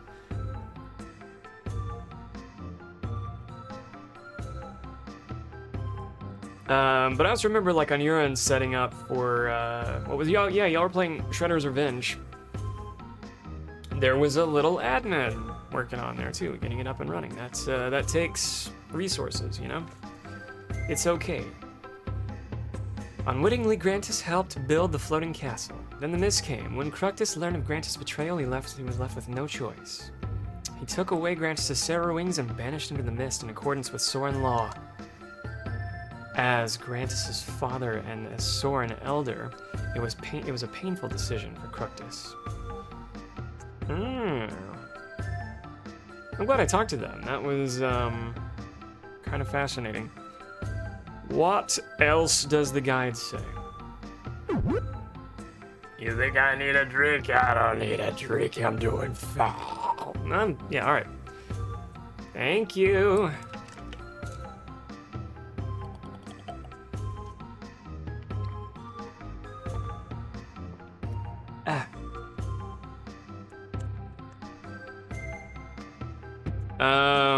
Well done on doing your taxes. May you either get a return or have close to 0 as possible on having to, oh.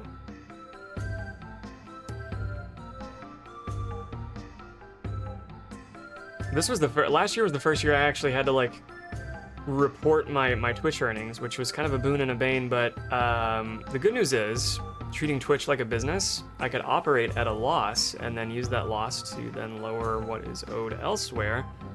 So that was nice. But every single Twitch sub that I could account for from my PayPal list, which is an easy thing to download, became an easy way to track, like, okay, that collectively is a nice write-off. We still owed more than I care to fucking admit, but all the same, if you are earning any revenue on Twitch, you're the sole proprietor of your own business and you've got a means to have a tax write-off. And any Twitch-related expense is your business expense. You probably don't need me to tell you that, I just kind of learned it over the last few months. Okay, the Soren dropped us off at the top part of the camp. Head to the last house at the end of the left walkway. Okay, I'm gonna make sure. Okay, make sure to speak with the Soren standing to the right of the item shop. He'll ask you to fetch him Soren's secret book from the floating castle. Make sure to speak with the Soren standing to the right of the item shop. I don't think we've found the item shop yet. That is maybe to the right. Huh? Okay. It's me, remember? I was the one who carried you here, little Frit. Yeah, you looked the same as the other three, but also thank you. Thank you for your...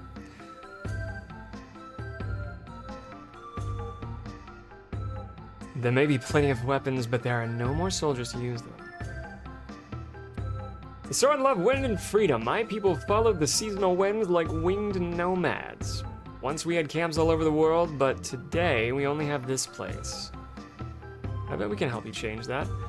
Welcome, we sell goods here that are Soren specialties. Oh. Oh. I'm too poor to afford the other ones. God damn, that's a nice increase. Heavy strike. A little Frit. Chaos Breaker. Power Club for Gala. Hero Seal. Ooh, we want all of this. Hero Armor? Ooh, we need to become wealthy very quickly. Just like real life, we need to become wealthy very quickly. Everybody needs all of these things. Everybody needs all of these things. I'm not too far away from being able to get the heavy strike for Lil Frit, though. That seems like the greatest return on investment for the moment. That increased defense for Vaughn, though, is pretty attractive, too. Oof, that one especially is attractive. Triumph Boots. Near 31,000. They command a high price here. I wonder if we become better friends if they give us, you know, a discount amongst friends. I could buy it now. Do I want to buy it now? Do I want to lean into impulsivity-led reward mechanisms and just get that now? I don't know. I don't think I do. I think I'll sell something and get the heavy strike for Lil Frit, because she's our best, most reliable combatant every time. What do I have to sell? No. 600, or just wait to go get a little more money. Go wait to get a little more money. And then put that to use.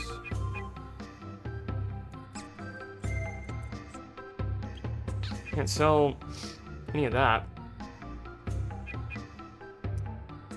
That's worth kind of a lot. As is that. Oh, because those are equipables, right?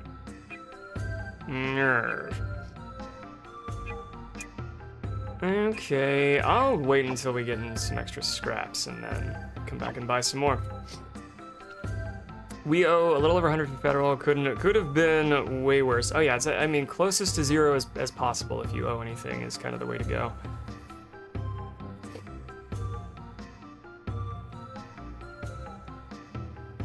I want this, whatever this is. Can you move? I want to go over here. Okay. There's a healing fruit. Can I talk to you? The Sword of Martial Arts too, but the greatest warrior, the greatest master in the secret book were lost at the floating castle. If you go to the floating castle, look for the secret book. It is called Soren's Secrets. If you bring it to the Soren, if you bring us the Soren's Secrets, I'm sure it will help you in some way. Like teaching us more arts for when we fight. If you need any Soren accessories, I'll sell them to you at cost. I think I'm good on a lot of stuff. We have one of those. Recover max XP for an ally. Oh, we absolutely need more of those. Oh, I used all of those in that, we had that boss fight that was like 3 consecutive rounds and then one big one. Between all those boss fights, we like exhausted our resources here. So I do need to buy some of those. Thank you for the good luck. Thank you for good luck. Rash und Crash. Thank you.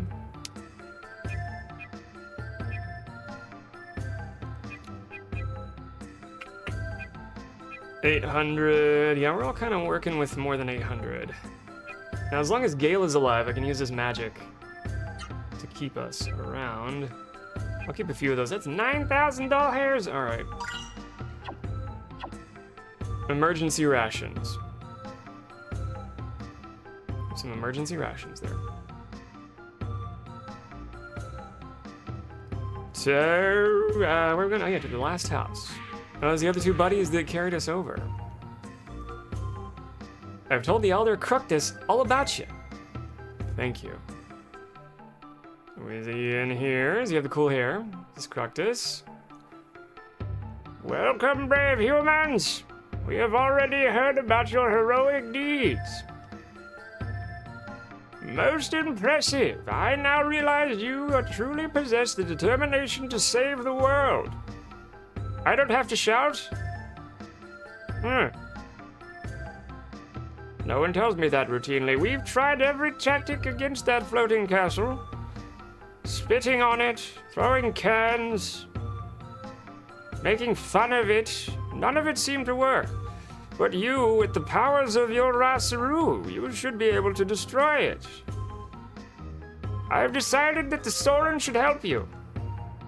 Go speak to Luctus in the square. He will tell you to go to the floating castle. Thank you. Wonder elixir. I'll have that. Just to mix in my tea. I see. The thing they call the mist generator is in the floating castle. Yeah, it is. It is. Luctus is quite distressed about his younger brother Grant's situation. Rightfully so. He's been grounded, it sounds like. He's been grounded. Many times our Soren warriors attacked the floating castle. Many precious lives were lost. They were no match for the mist henchmen in their Simsaru.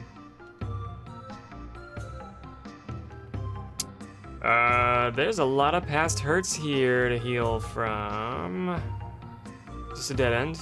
Okay, yeah, it was just the item shop that was a dead end. I was leaning way forward. Didn't even realize it until now. You gonna take me up?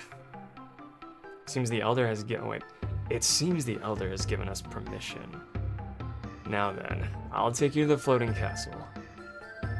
Let's go! Should I... Well, I can't buy any more items right now anyway. Maybe I can come back? Good, now hold on tight.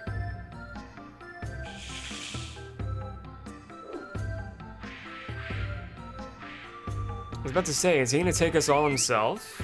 Is that beefcake gonna take them all himself? Or he's gonna call upon some other beefcakes for us here. I really hope I didn't jump ahead of anything. There was just an inn, an item shop. Ooh. Sometimes when we sleep at an inn, we get like an extra cutscene for little Frit, so I hope I didn't miss that.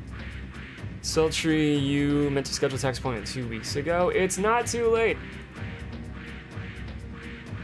Set a reminder now. That's the floating castle. So many Soren warriors died valiantly there. Memories. Are you ready? Yes. That's the spirit. I see you are ready for battle. We're going in. Well, if something adverse happens, we've got a save state to return to and a place just as easily to return to if I need a level grind for an indefinite fucking time. Sometimes we do need to do that. This game is kind of prone to it. This is as far as our strength allows us to take you. I know you just referred to us as beefcakes. Thank you. It's all show muscle. We really can't do much more from here. We'll be waiting here. If you succeed in destroying the mist generator, come back. I'm gonna... Let me take a peek at the guide.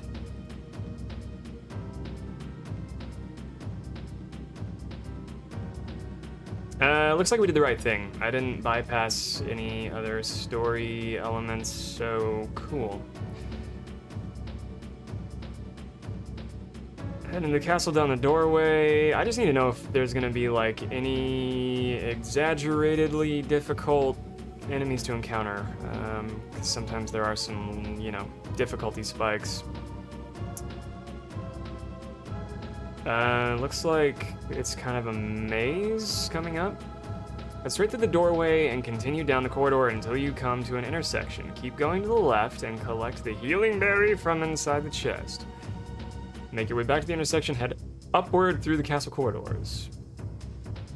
Down a set of steps. I say it's like a maze. There hasn't been a time where, with or without the guide, where I felt really lost. Just, the enemy encounter rate was kind of annoyingly high. Annoyingly high with the added value bonus of being able to level up, which we needed to do anyway, and get currency. So I'm expecting enemy encounters here.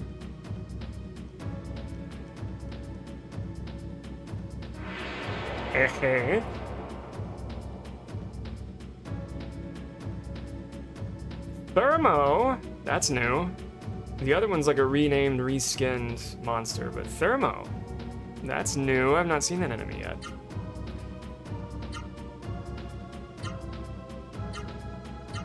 Let's get everybody's spirit up.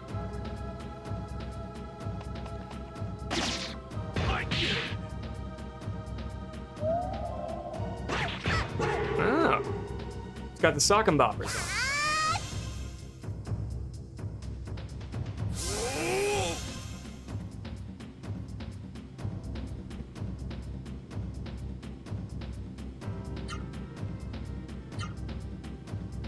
I need to find an item. Maybe it happens when we level up, but I expected his AP to fill from that one spirit charge. It's okay that it didn't. It's just annoying. How much points we using here? I want to do 2 of these. I think I found the fire blows. Do 2 fire blows, and that does more damage than burning flare. Right, down left, right, down left, and 1 to grow on. You are always our favorite.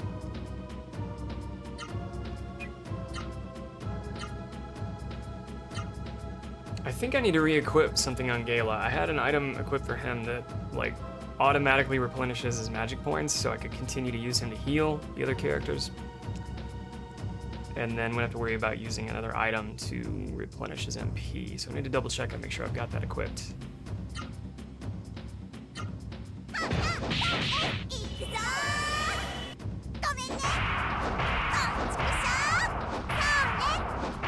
She's so good!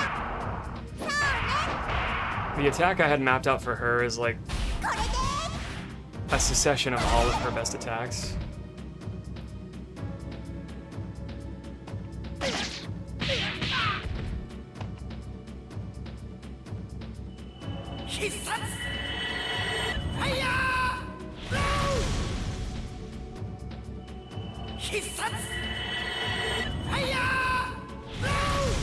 Is that funny, zombie? It's not too late. No IRS agent's gonna be knocking on the door anytime soon. They've all been fired.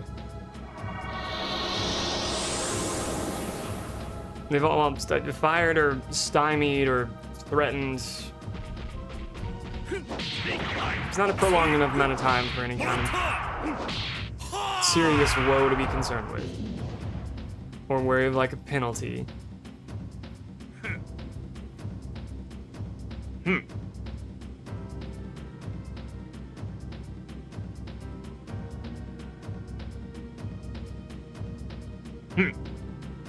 So Gala on him. Oh yeah, let's check his equipped items. He's got Scarlet Jewel. Recover some MP after each turn. Okay, so he's got it. I just didn't see it. Usually in the battle animations, like you'll see this really pretty glow surrounding him between turns, and I didn't see that. I ain't not see it. Ain't not see it, bruv. Just try, IRS. We've got pointy things and attitudes, and a fierce conviction.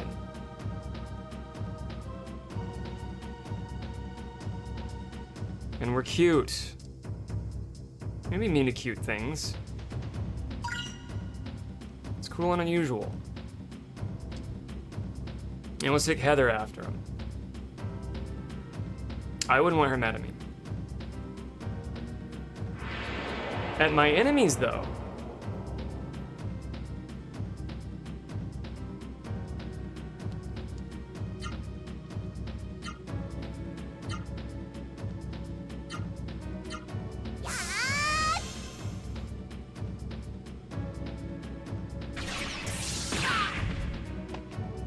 Ouch!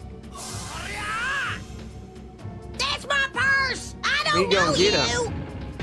You're gonna let little Frit do it to him.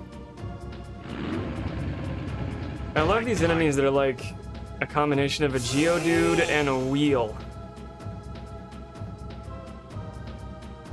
There are dumber looking Pokemon though. And you know what? I still give full points awarded for the creativity in the monster design here. Makes me happy inside.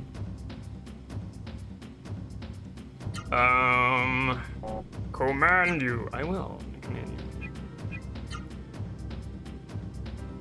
you. Attack. Command you. Who wants a bottom I think it's massage? gonna be overkill if we do that. And then any takers? Any takers on that?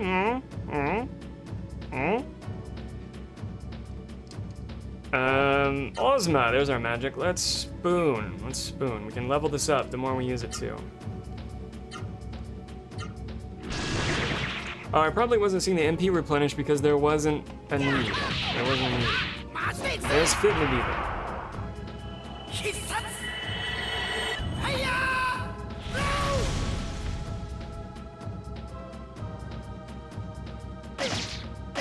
Ouch, though. I picked a good time to heal everybody, I think.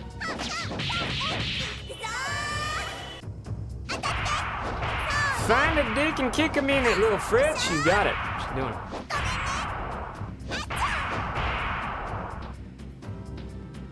With the Jurassic blow. The Chun-Li style kicks there. So good. Oh. Fucked him up so bad she harnessed their power. You know, typically we need Gala to do that, but it's okay. Thank you for being first. Thank you for being first, Heather. You are so first. Holy eyes. They're gonna heal us.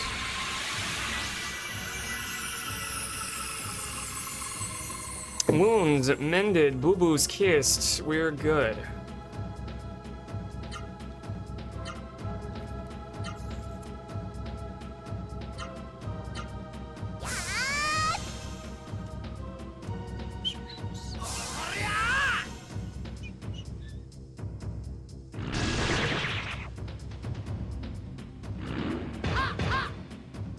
Oh yeah?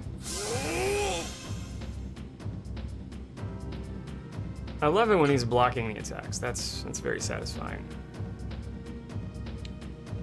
I'm gonna trust you with auto here. I want to trust you.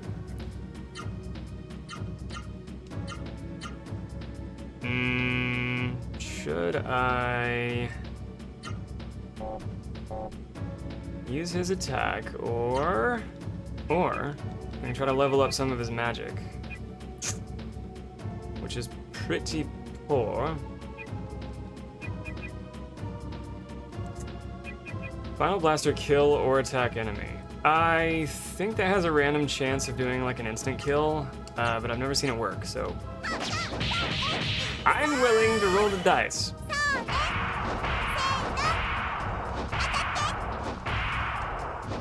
Cavity, optical organs.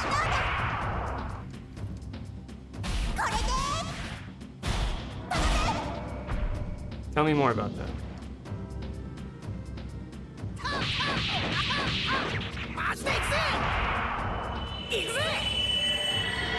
Auto is a good choice.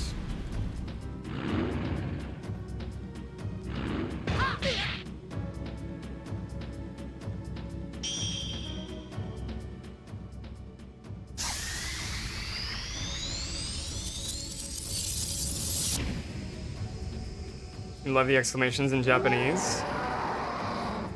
More distinctive, charismatic. Sadly, bedtime for X. Night X. We got to love on X. We have several things for X here. A sleepy time tea. And one more shout out for the road.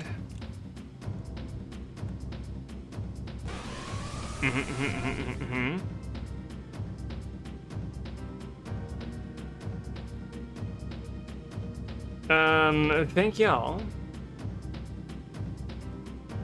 Y'all being singular in this case, but, X. Sweet dreams. As I've been telling everybody tonight with some consistency, may you awaken well-rested with a double experience bonus.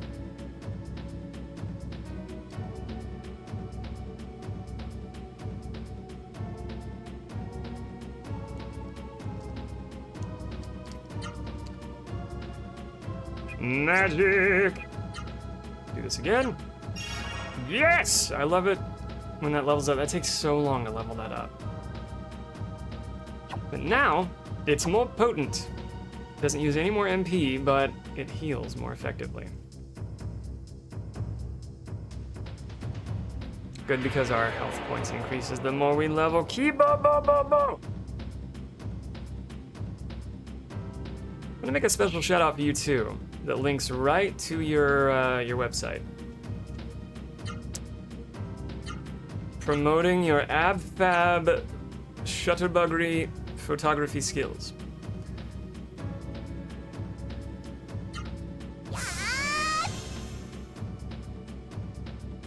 The government took some of our money. Stop the chaos. You were pretty close to zero. You were closer to zero on the amount owed than we were, I think. Not that it's worth celebrating. I lean into the chaos. I'm very pro-chaos. We were born from chaos. We'll return to it eventually. Give some elements of it here while we have the cognizance to do so. Good thing. But all the same, if I'm allowed to reframe, and I'm prone to cognitive reframes, you were pretty close to zero across the board. Like, it's fun to get money back, but here's the thing. If you get money back, we look forward to getting money back, sure, but if we get money back, that just means we overpaid. We let the government just have fun with extra money that we didn't need to give them.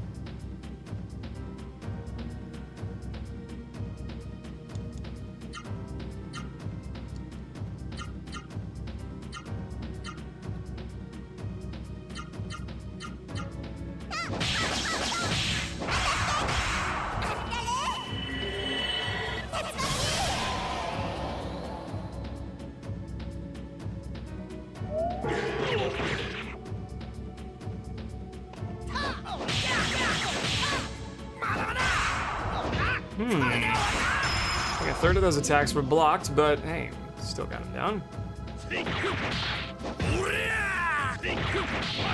Technically, Mikai, I think you're tracking. You're tracking. You're picking up what I'm putting down. It's precisely what I meant by born from chaos. We were birthed from chaos. On a cosmic scale, I suppose that's true too, if you're following like the origins of like Big Bang to now. But also, from a fantastically polytheistic mythos, we love chaos. We're inextricably bound to it.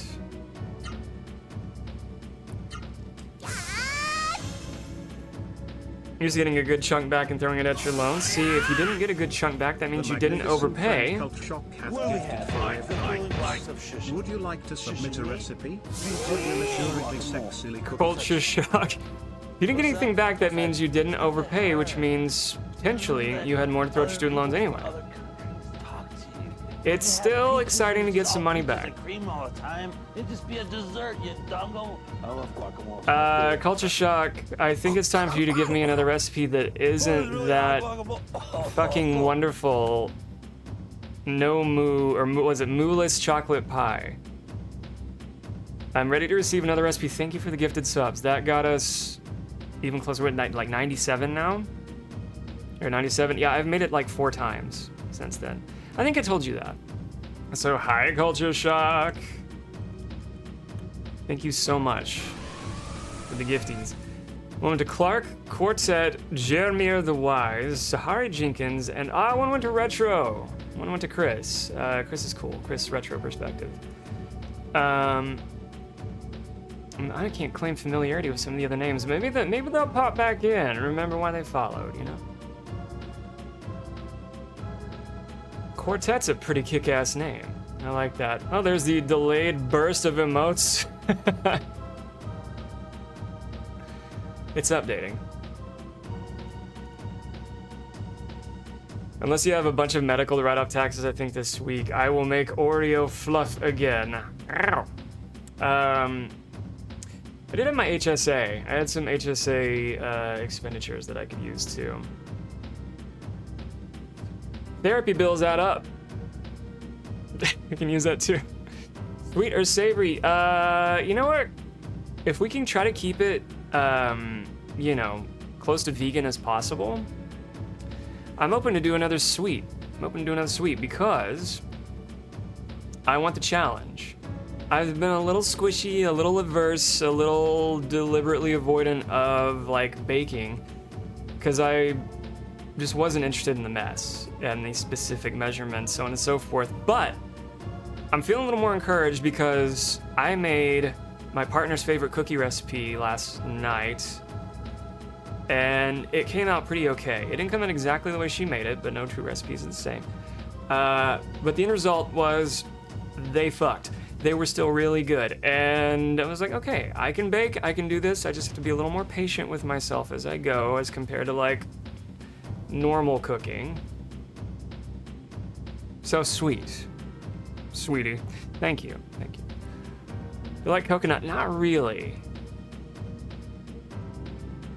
But I could learn. I could learn to like it. Why, Retro? Good to see you there. Hi, Chris. I would love for y'all to follow both Culture Shock and Retro Perspective.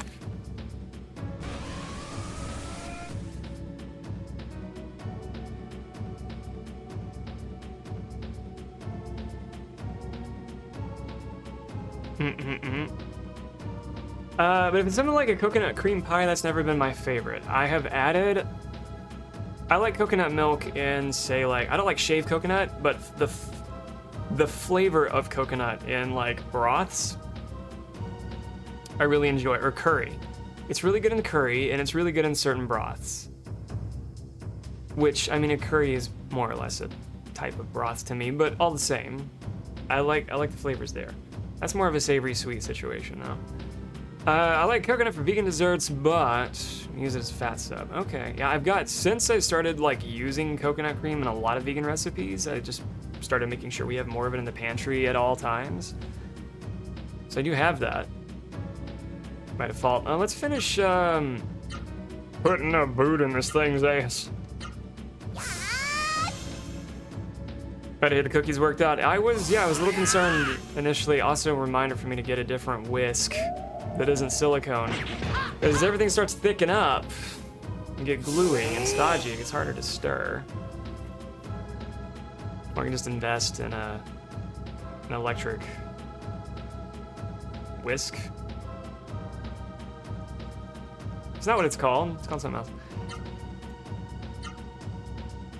I'm gonna overkill this thing. I'm gonna deliberately overkill this thing. Right, down, left, right, down, left.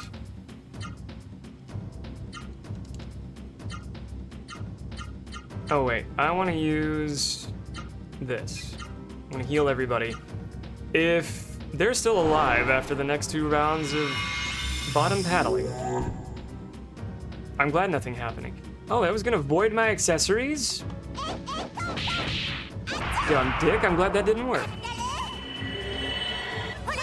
But culture, for what it's worth, I'm not averse to coconut, and my partner and our other housemate here, I think, enjoy it. And more often than not, I'm making food for them. Like, I eat it too. It's a labor of love. More often than not, I'm making for all of us, but with their kind of palates in mind too. Was I going this way, or, I thought I was going up. Maybe we're going back down. I has a confuse. Almost time for another ad break, which is good, because I got Tinkle. I got a Pith. Error Face. I'm glad to see that's made a return. That had a different name before, too. I've seen that enemy design in a previous instance. I'm glad that's made another appearance, though, because I liked it. It's like a squishy, gelatinous golem. And it has like the funniest death animation out of all the characters here. It just rolls over and fucking dies. As much as like a death animation can be funny. This one kind of is.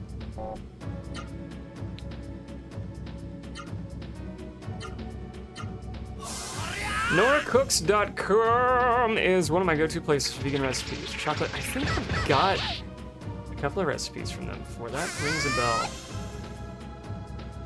I'm down. I'm down. Potentially can make it this coming Saturday. At which juncture we probably will have exhausted the cookies that I just made and the jello. Fortuitous timing.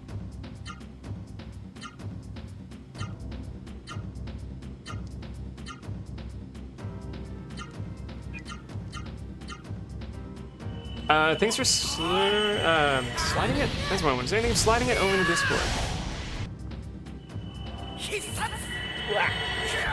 Got to uncriss-cross my applesauce here. I also have to make sure I don't hit the arm of my chair on the PlayStation. I think it's very close. After this round, I'm gonna pause it. Have a little stream at single time. We'll run an ad break and then come back for the last hour of stream. Probably less than an hour. There it was. They just bolt.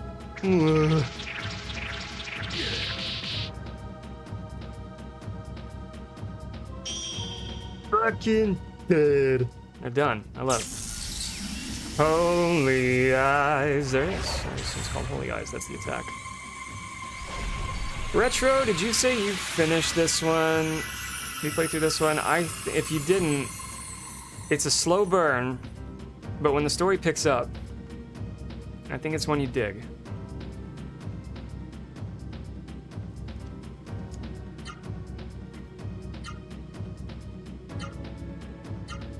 Oh, fine, you can attack now. Oh, fine, sugar, you can attack now. Give him a wallop. The other two had their fun.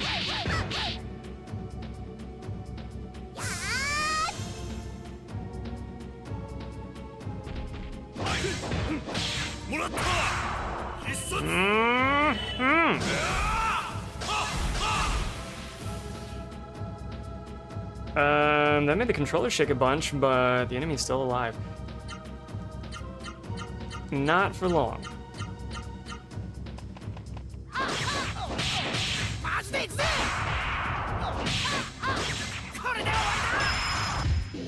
Night. Okay.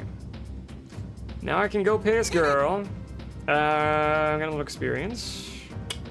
I don't think anybody's close to leveling up, but I hope I'm wrong.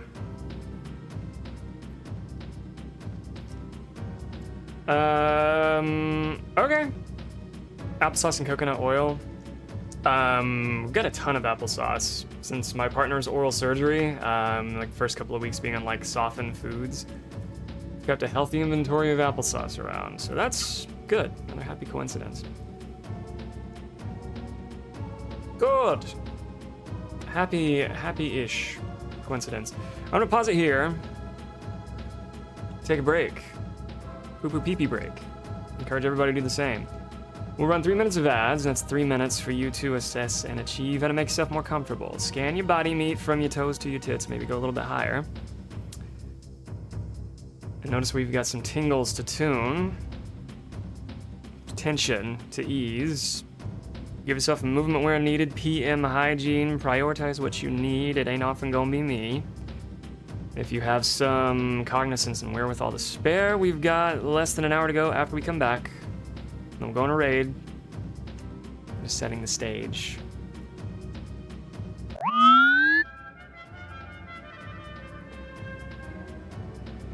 I like when I change scenes, it reactivates the alerts. From scratch.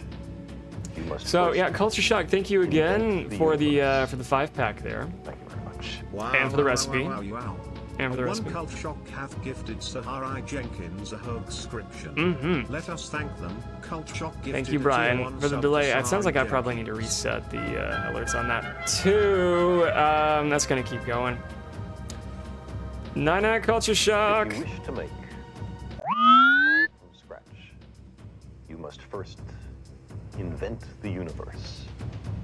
Thank you very much. Wow, wow, wow, wow, wow, wow. One Cult Shock hath Get you some gifted sleepy Jared time tea for the Earthwise a road. hug-scription. Let us thank them. Cult Shock gifted a tier 1 sub to Jeremiah the Wise. Don't let those run through, and eventually you'll hear some music to move by. Culture Sweet Dreams. May you awaken with double experience, well-rested bonus. You must first invent the universe. Thank you very much. Wow, wow, wow, wow, wow, wow. A One Cult Shock hath gifted retroperspective _ a hug-scription. Let us thank them. Cult Shock gifted a tier 1 Cult sub Shock. to retroperspective _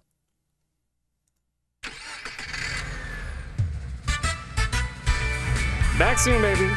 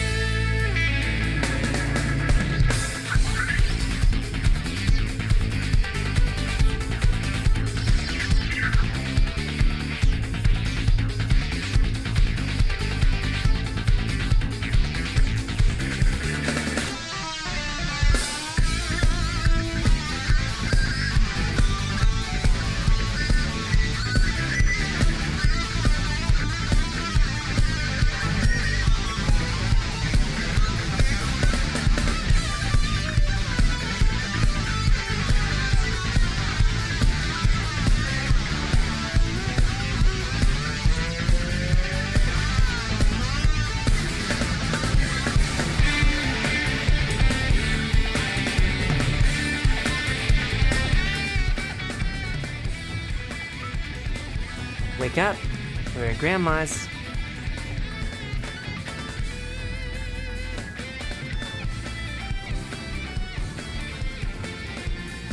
Oh, wait. That's what I wanted to hear. I'll have to repurpose that.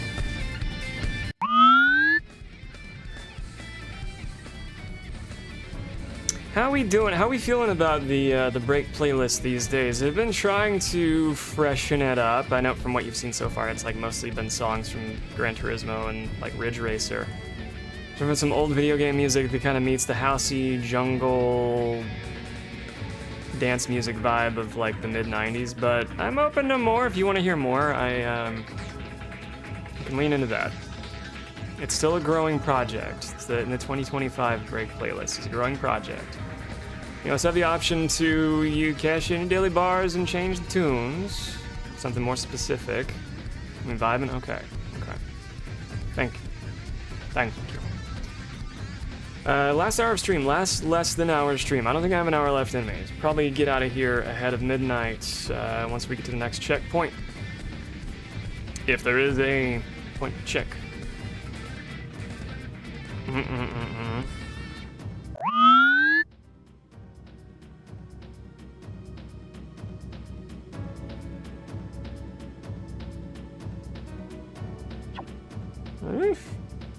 A lot of length on this controller cord. Okay, let's keep going. What's in here? Another thingy. Got a magic ring. Do we want to equip that? Thank you for the welcome back, Seltry. Metal ring, power ring. Yes, I think magic ring just increases magic points, but we don't necessarily need that. It's either that or defense. It's either that or defense. Increase upper defense by 20. Increase MP by 10%. Okay, I mean, that's kind of nice to have, but I'm not really exhausting our magic points either. Oh yeah, how are we doing at the end of that fight? I didn't even look at the health. Everybody's looking pretty okay. Cool. Everybody's looking hot today. I really hope this is where we need to go and not the way out. This looks good. This is new. This is new. What a view. Hot shit. Look, it's sky. It's sky and cloud. And we're floating.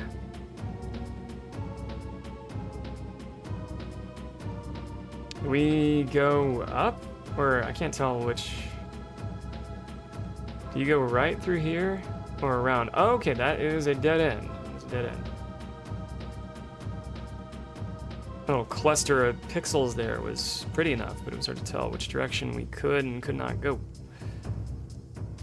Is that our steam machine? Or mist generator, rather?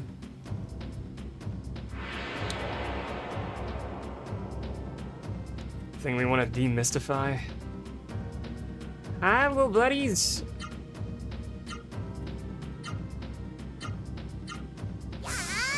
Little Fritz here to kill you all.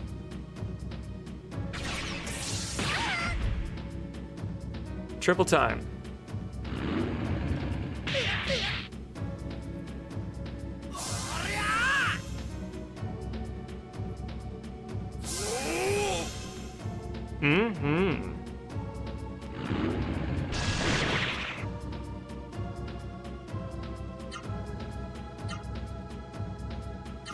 I trust you on auto. Fuck him up. Oh, okay, maybe I ought to have healed that round. I get so tempted to want to see Gala attack again. I forget, like, he's our appointed healer. Healer to attack, he heals. That's the deal.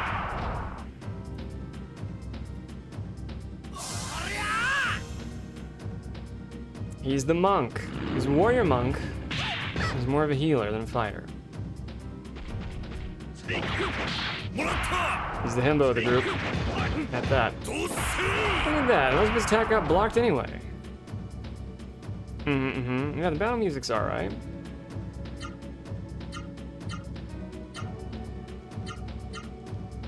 Alright, you're gonna heal. take care of your allies. Hopefully this thing won't have an opportunity to throw those blades at little Frit again. Get in the ground.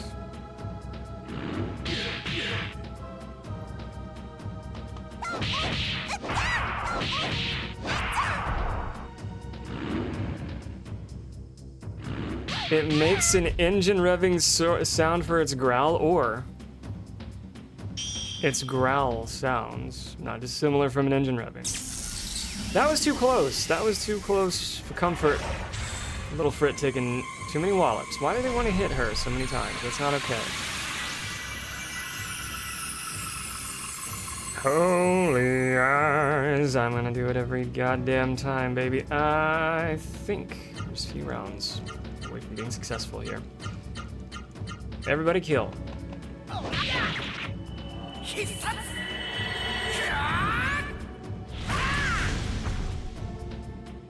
Oh good, there's a save point coming up.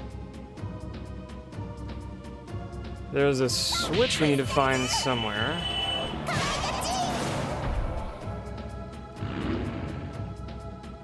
And it looks like we're pretty close to a save point.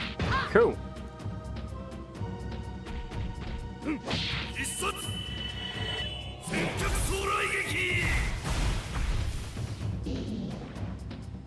Caleb, put him down.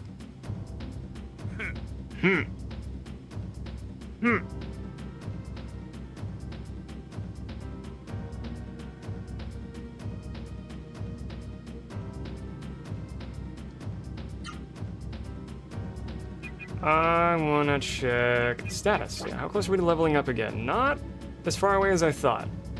Not as far away as I thought. Experience 32,000, next level 34. Okay, that's more than 32,000. That's like in the hundreds of thousands. Little Frit's about the same as Vaughn. Gala is always going to be a level behind because early on he died, well, he passed out ahead of 2 boss fight finales and so missed out on a good chunk of XP there. Damn shame about that. He's, I think, closest to leveling up. Cool, cool, cool.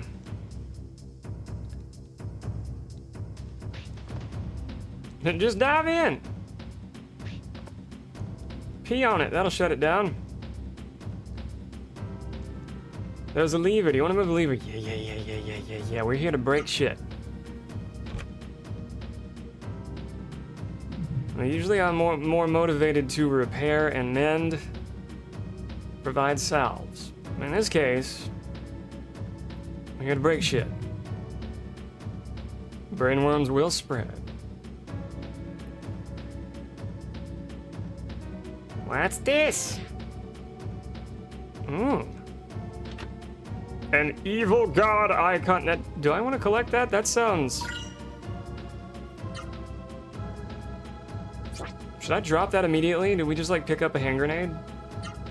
With the pin pulled?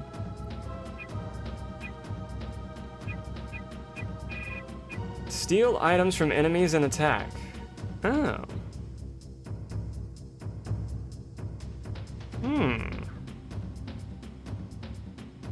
Oh, okay, so we use that. Oh, I just remembered, that's an item that you can buy from, like, the fishing minigame. If you earn enough fish points, you can convert them to buy little one-off use things, and that's, I remember now, that's one of them.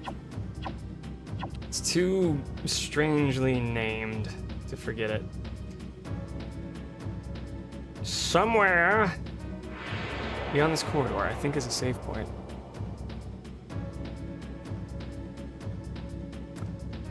Oh, well, if it isn't our old friends Thermo and Bara.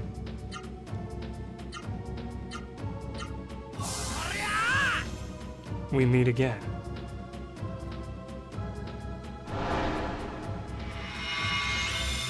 You gonna take my toys away? Wonder amulet has been removed. That's not nice. Picking on little Frit again.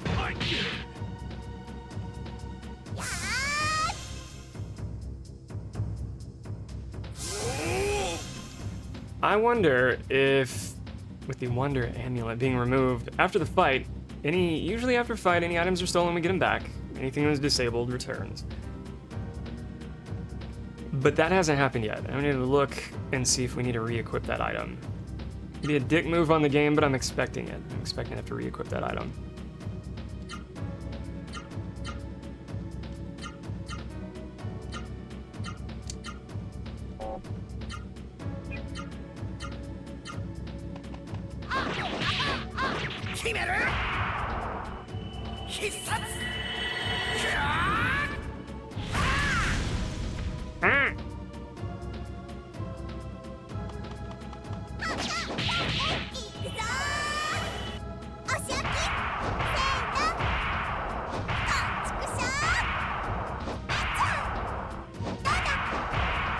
I don't think I'm gonna get tired of seeing that. She puts out such a hurtin'. It uses all 100 of her action points to do that, but it's so worth it.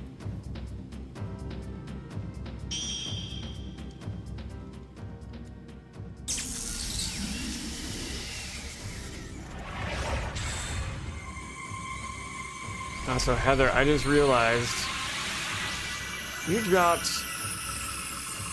a goddamn adorable green cow from a streamer I don't recognize. That's probably an instant follow. You found another cows in the chat Moo streamer? Is that what happened here? Gray Miles? I don't know if I'm saying that correctly.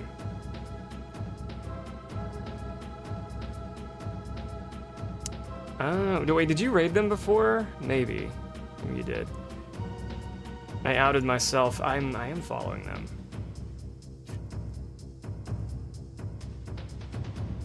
I wonder if somebody changed their name. That's...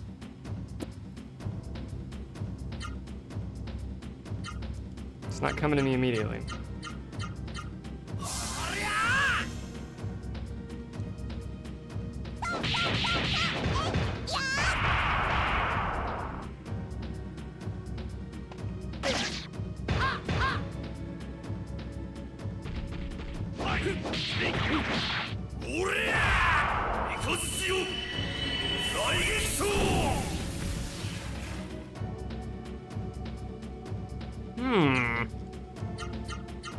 I'm surprised he got back up on his feet. That was quite a wall up there. It's should be done after this, right? There you go. Get in the ground.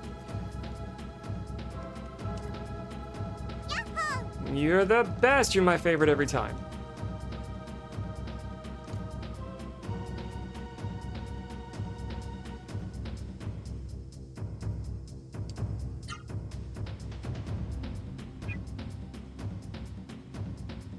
Lil Frit. Noah is easily one of my all-time favorite JRPG protagonists.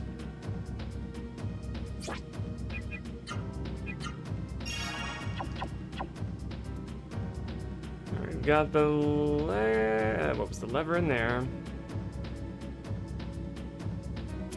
Somewhere on our way out. Oh. Oh. Wait a minute, do I want to go in here yet? I'm not entirely sure. Let's check the guide. I don't want to jump the line. Go to the door at the room at the end, pull the switch to locate the lost Soren secrets inside the torture machine. This is a torture machine? This is a torture machine? Sure it is. Later! Good night, Thrash and Crash. Thanks for kicking it with us for a little bitty while. And I will be back tomorrow and Tuesday. After work.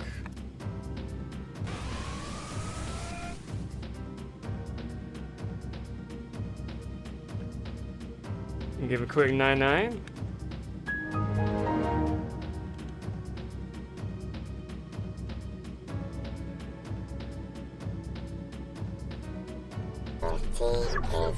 There you go.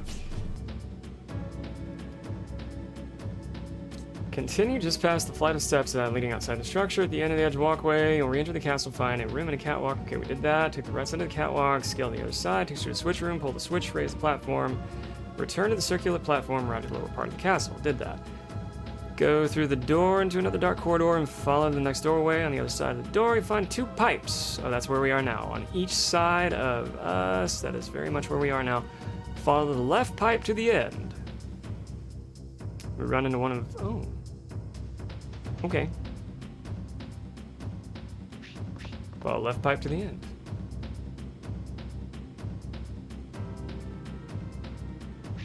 Hi. Hi, who are you? You're new around here. Did you come on Zora's orders? Just between you and me, that Zora's a real slave driver.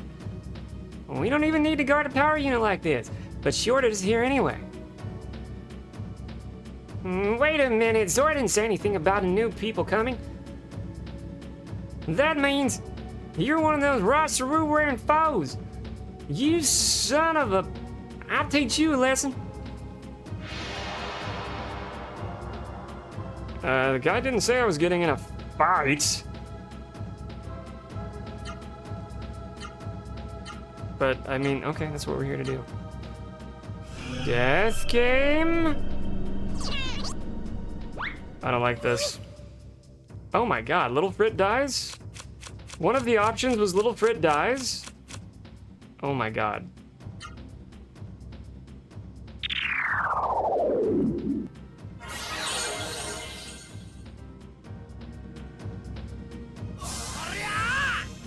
What a disgusting option.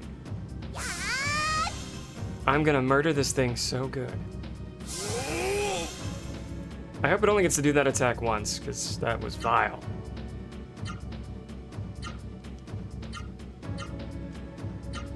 That offended almost every known sense. I'll stick to healing. This thing could surprise us with what damage it does. Uh-huh. It also has, since it's named with an element next to it, it has a magic ability that we could potentially absorb.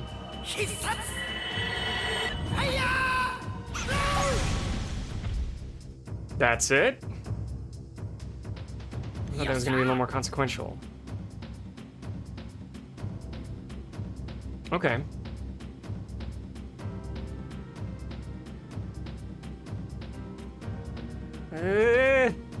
Zora!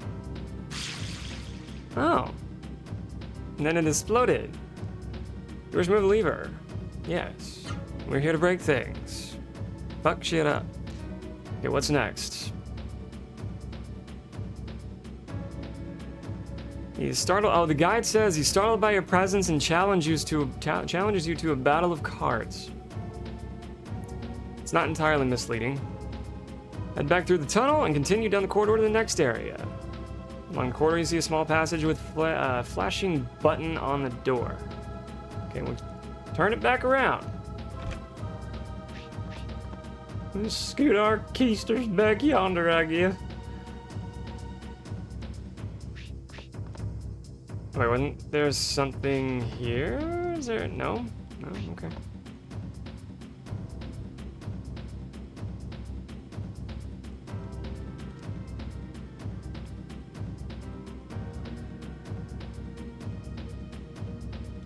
Flashing door? The flashing door.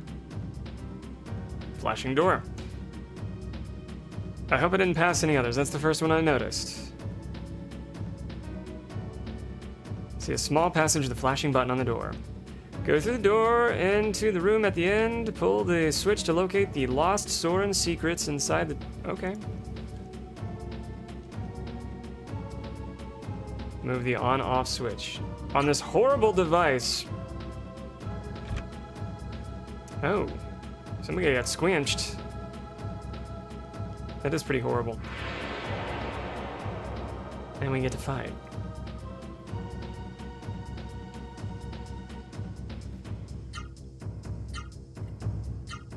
Alright, everybody spirit up.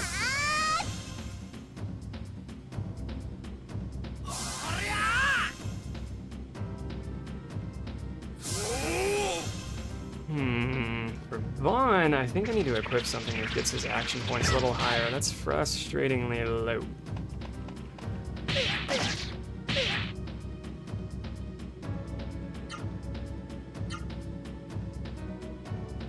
Put you on auto. You can go all out, little mama. You can go all out, especially on that thing, because I hate its attacks.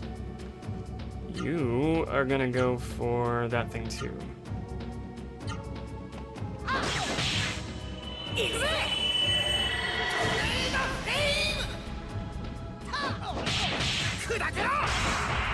All of those connected. Good.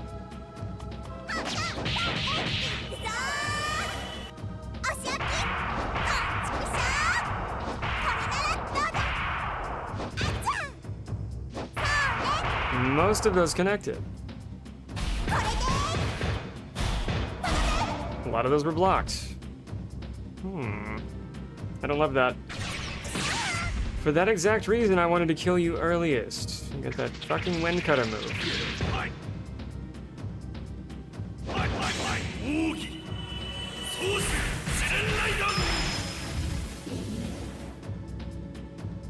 Gala bringing the pain.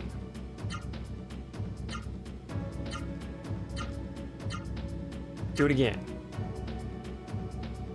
Should I have him heal? The animation for the healing magic just kind of takes a while. Not that I'm getting tired of singing Holy Eyes.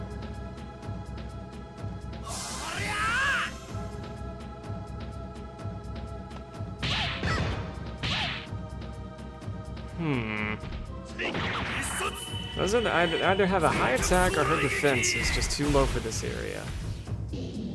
It makes sense though, we had 2 opportunities to buy new items, and we were not but too poor to do anything about it. All these fights will be a little more wealthy on the way back. I just realized I could equip something to enhance our cash flow. I think I'll do that. I don't know how many other fights we're gonna be in, but all the same, let's heal. And then for Vaughn, let's equip speed, AP accrual. See, I'm just not seeing that. I'm not seeing that make any difference.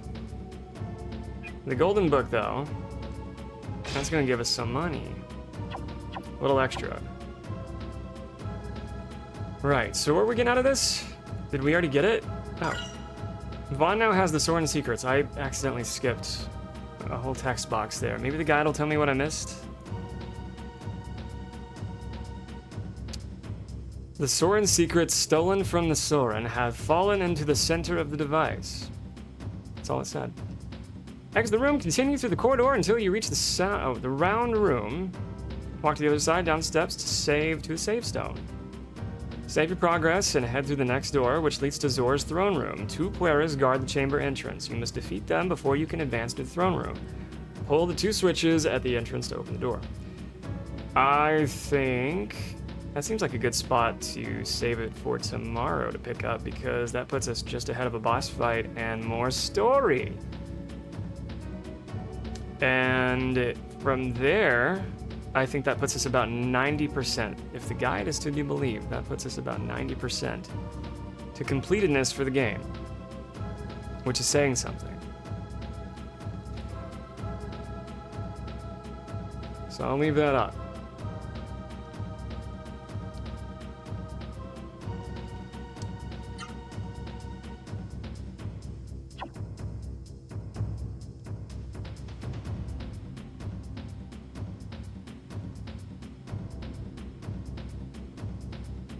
There ought to be a place to save. There we go. How nice!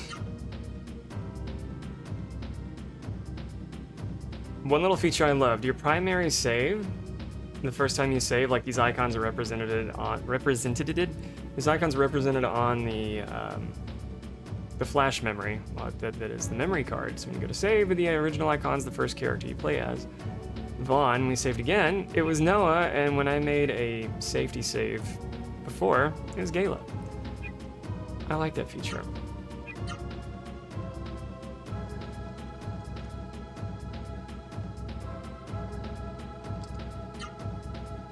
They didn't have to do it, but they did. I know. I'm prone, borderline ideologically committed to saving twice, every time. This memcard Pro hasn't let me down yet. It's wonderful. I recommend anybody with PlayStation have one.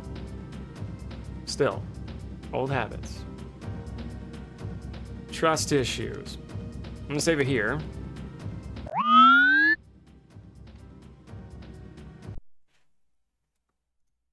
And we'll call that a stream.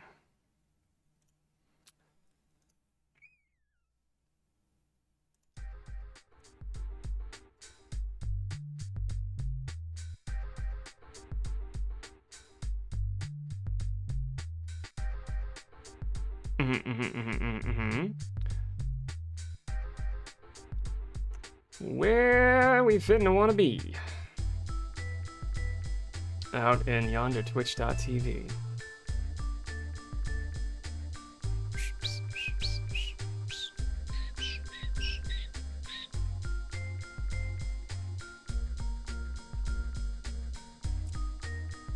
No, it's getting late by most time zones.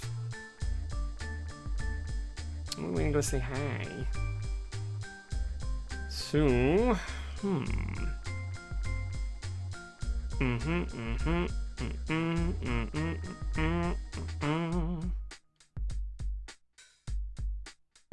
What are they playing? Let's see what they're playing.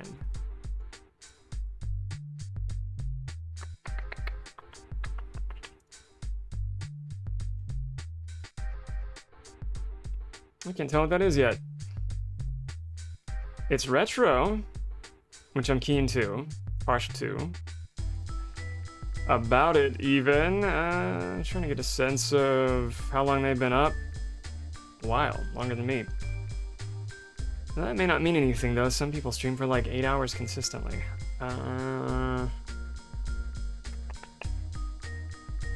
Keep nosing around. I'll keep nosing around.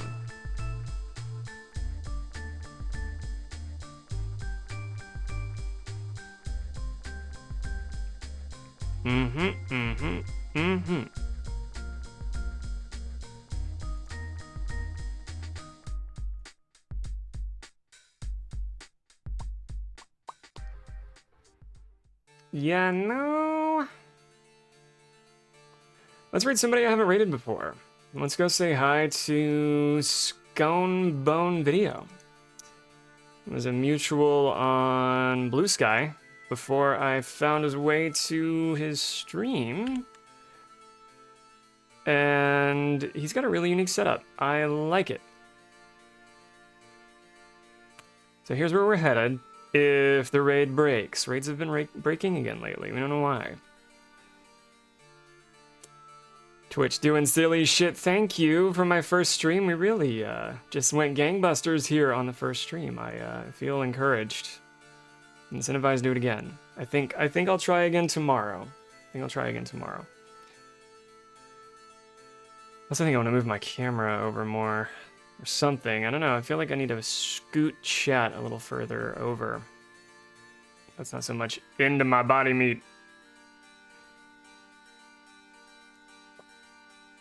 Yeah, let's go say hi to Scone Bone. They are playing... Well, they're doing a wheel spin right now. I don't know if that's changing the game. Looks like that might be the case. Yeah.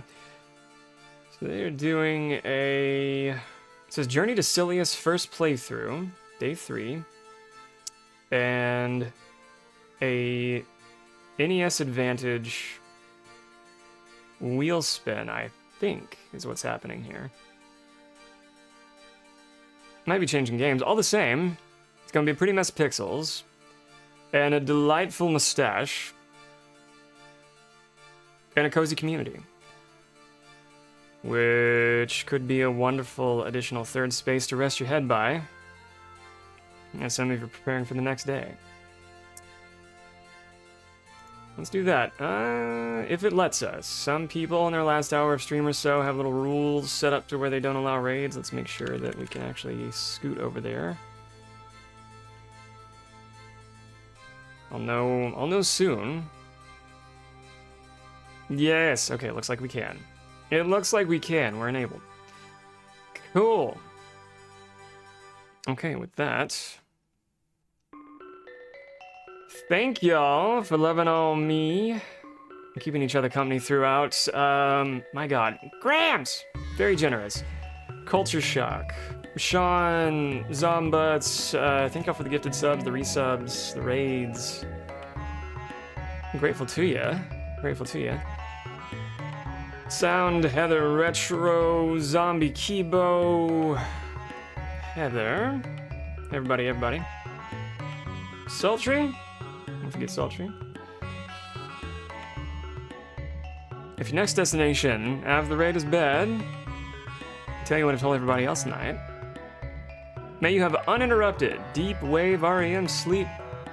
May you awaken, ready to face your day, whatever stressors, challenges, and positive things, hopefully, await you. And thank you, Sultry. Thanks to Sultry. That is the raid command. Use whatever emotes spark the most joy for you. But remember, synapses that fire together, wire together, brains play together, stay together. I will be back tomorrow, as soon as can be after work. Probably 7 p.m. by the latest.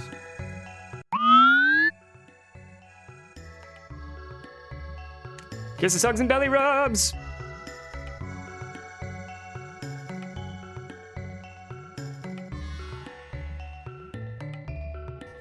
Should make sure that the timer.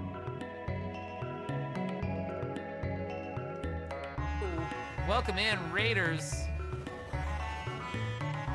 Welcome in, Raiders. How are we doing? What were we doing? We just got started. We finished Journey to Silius earlier tonight. Welcome in.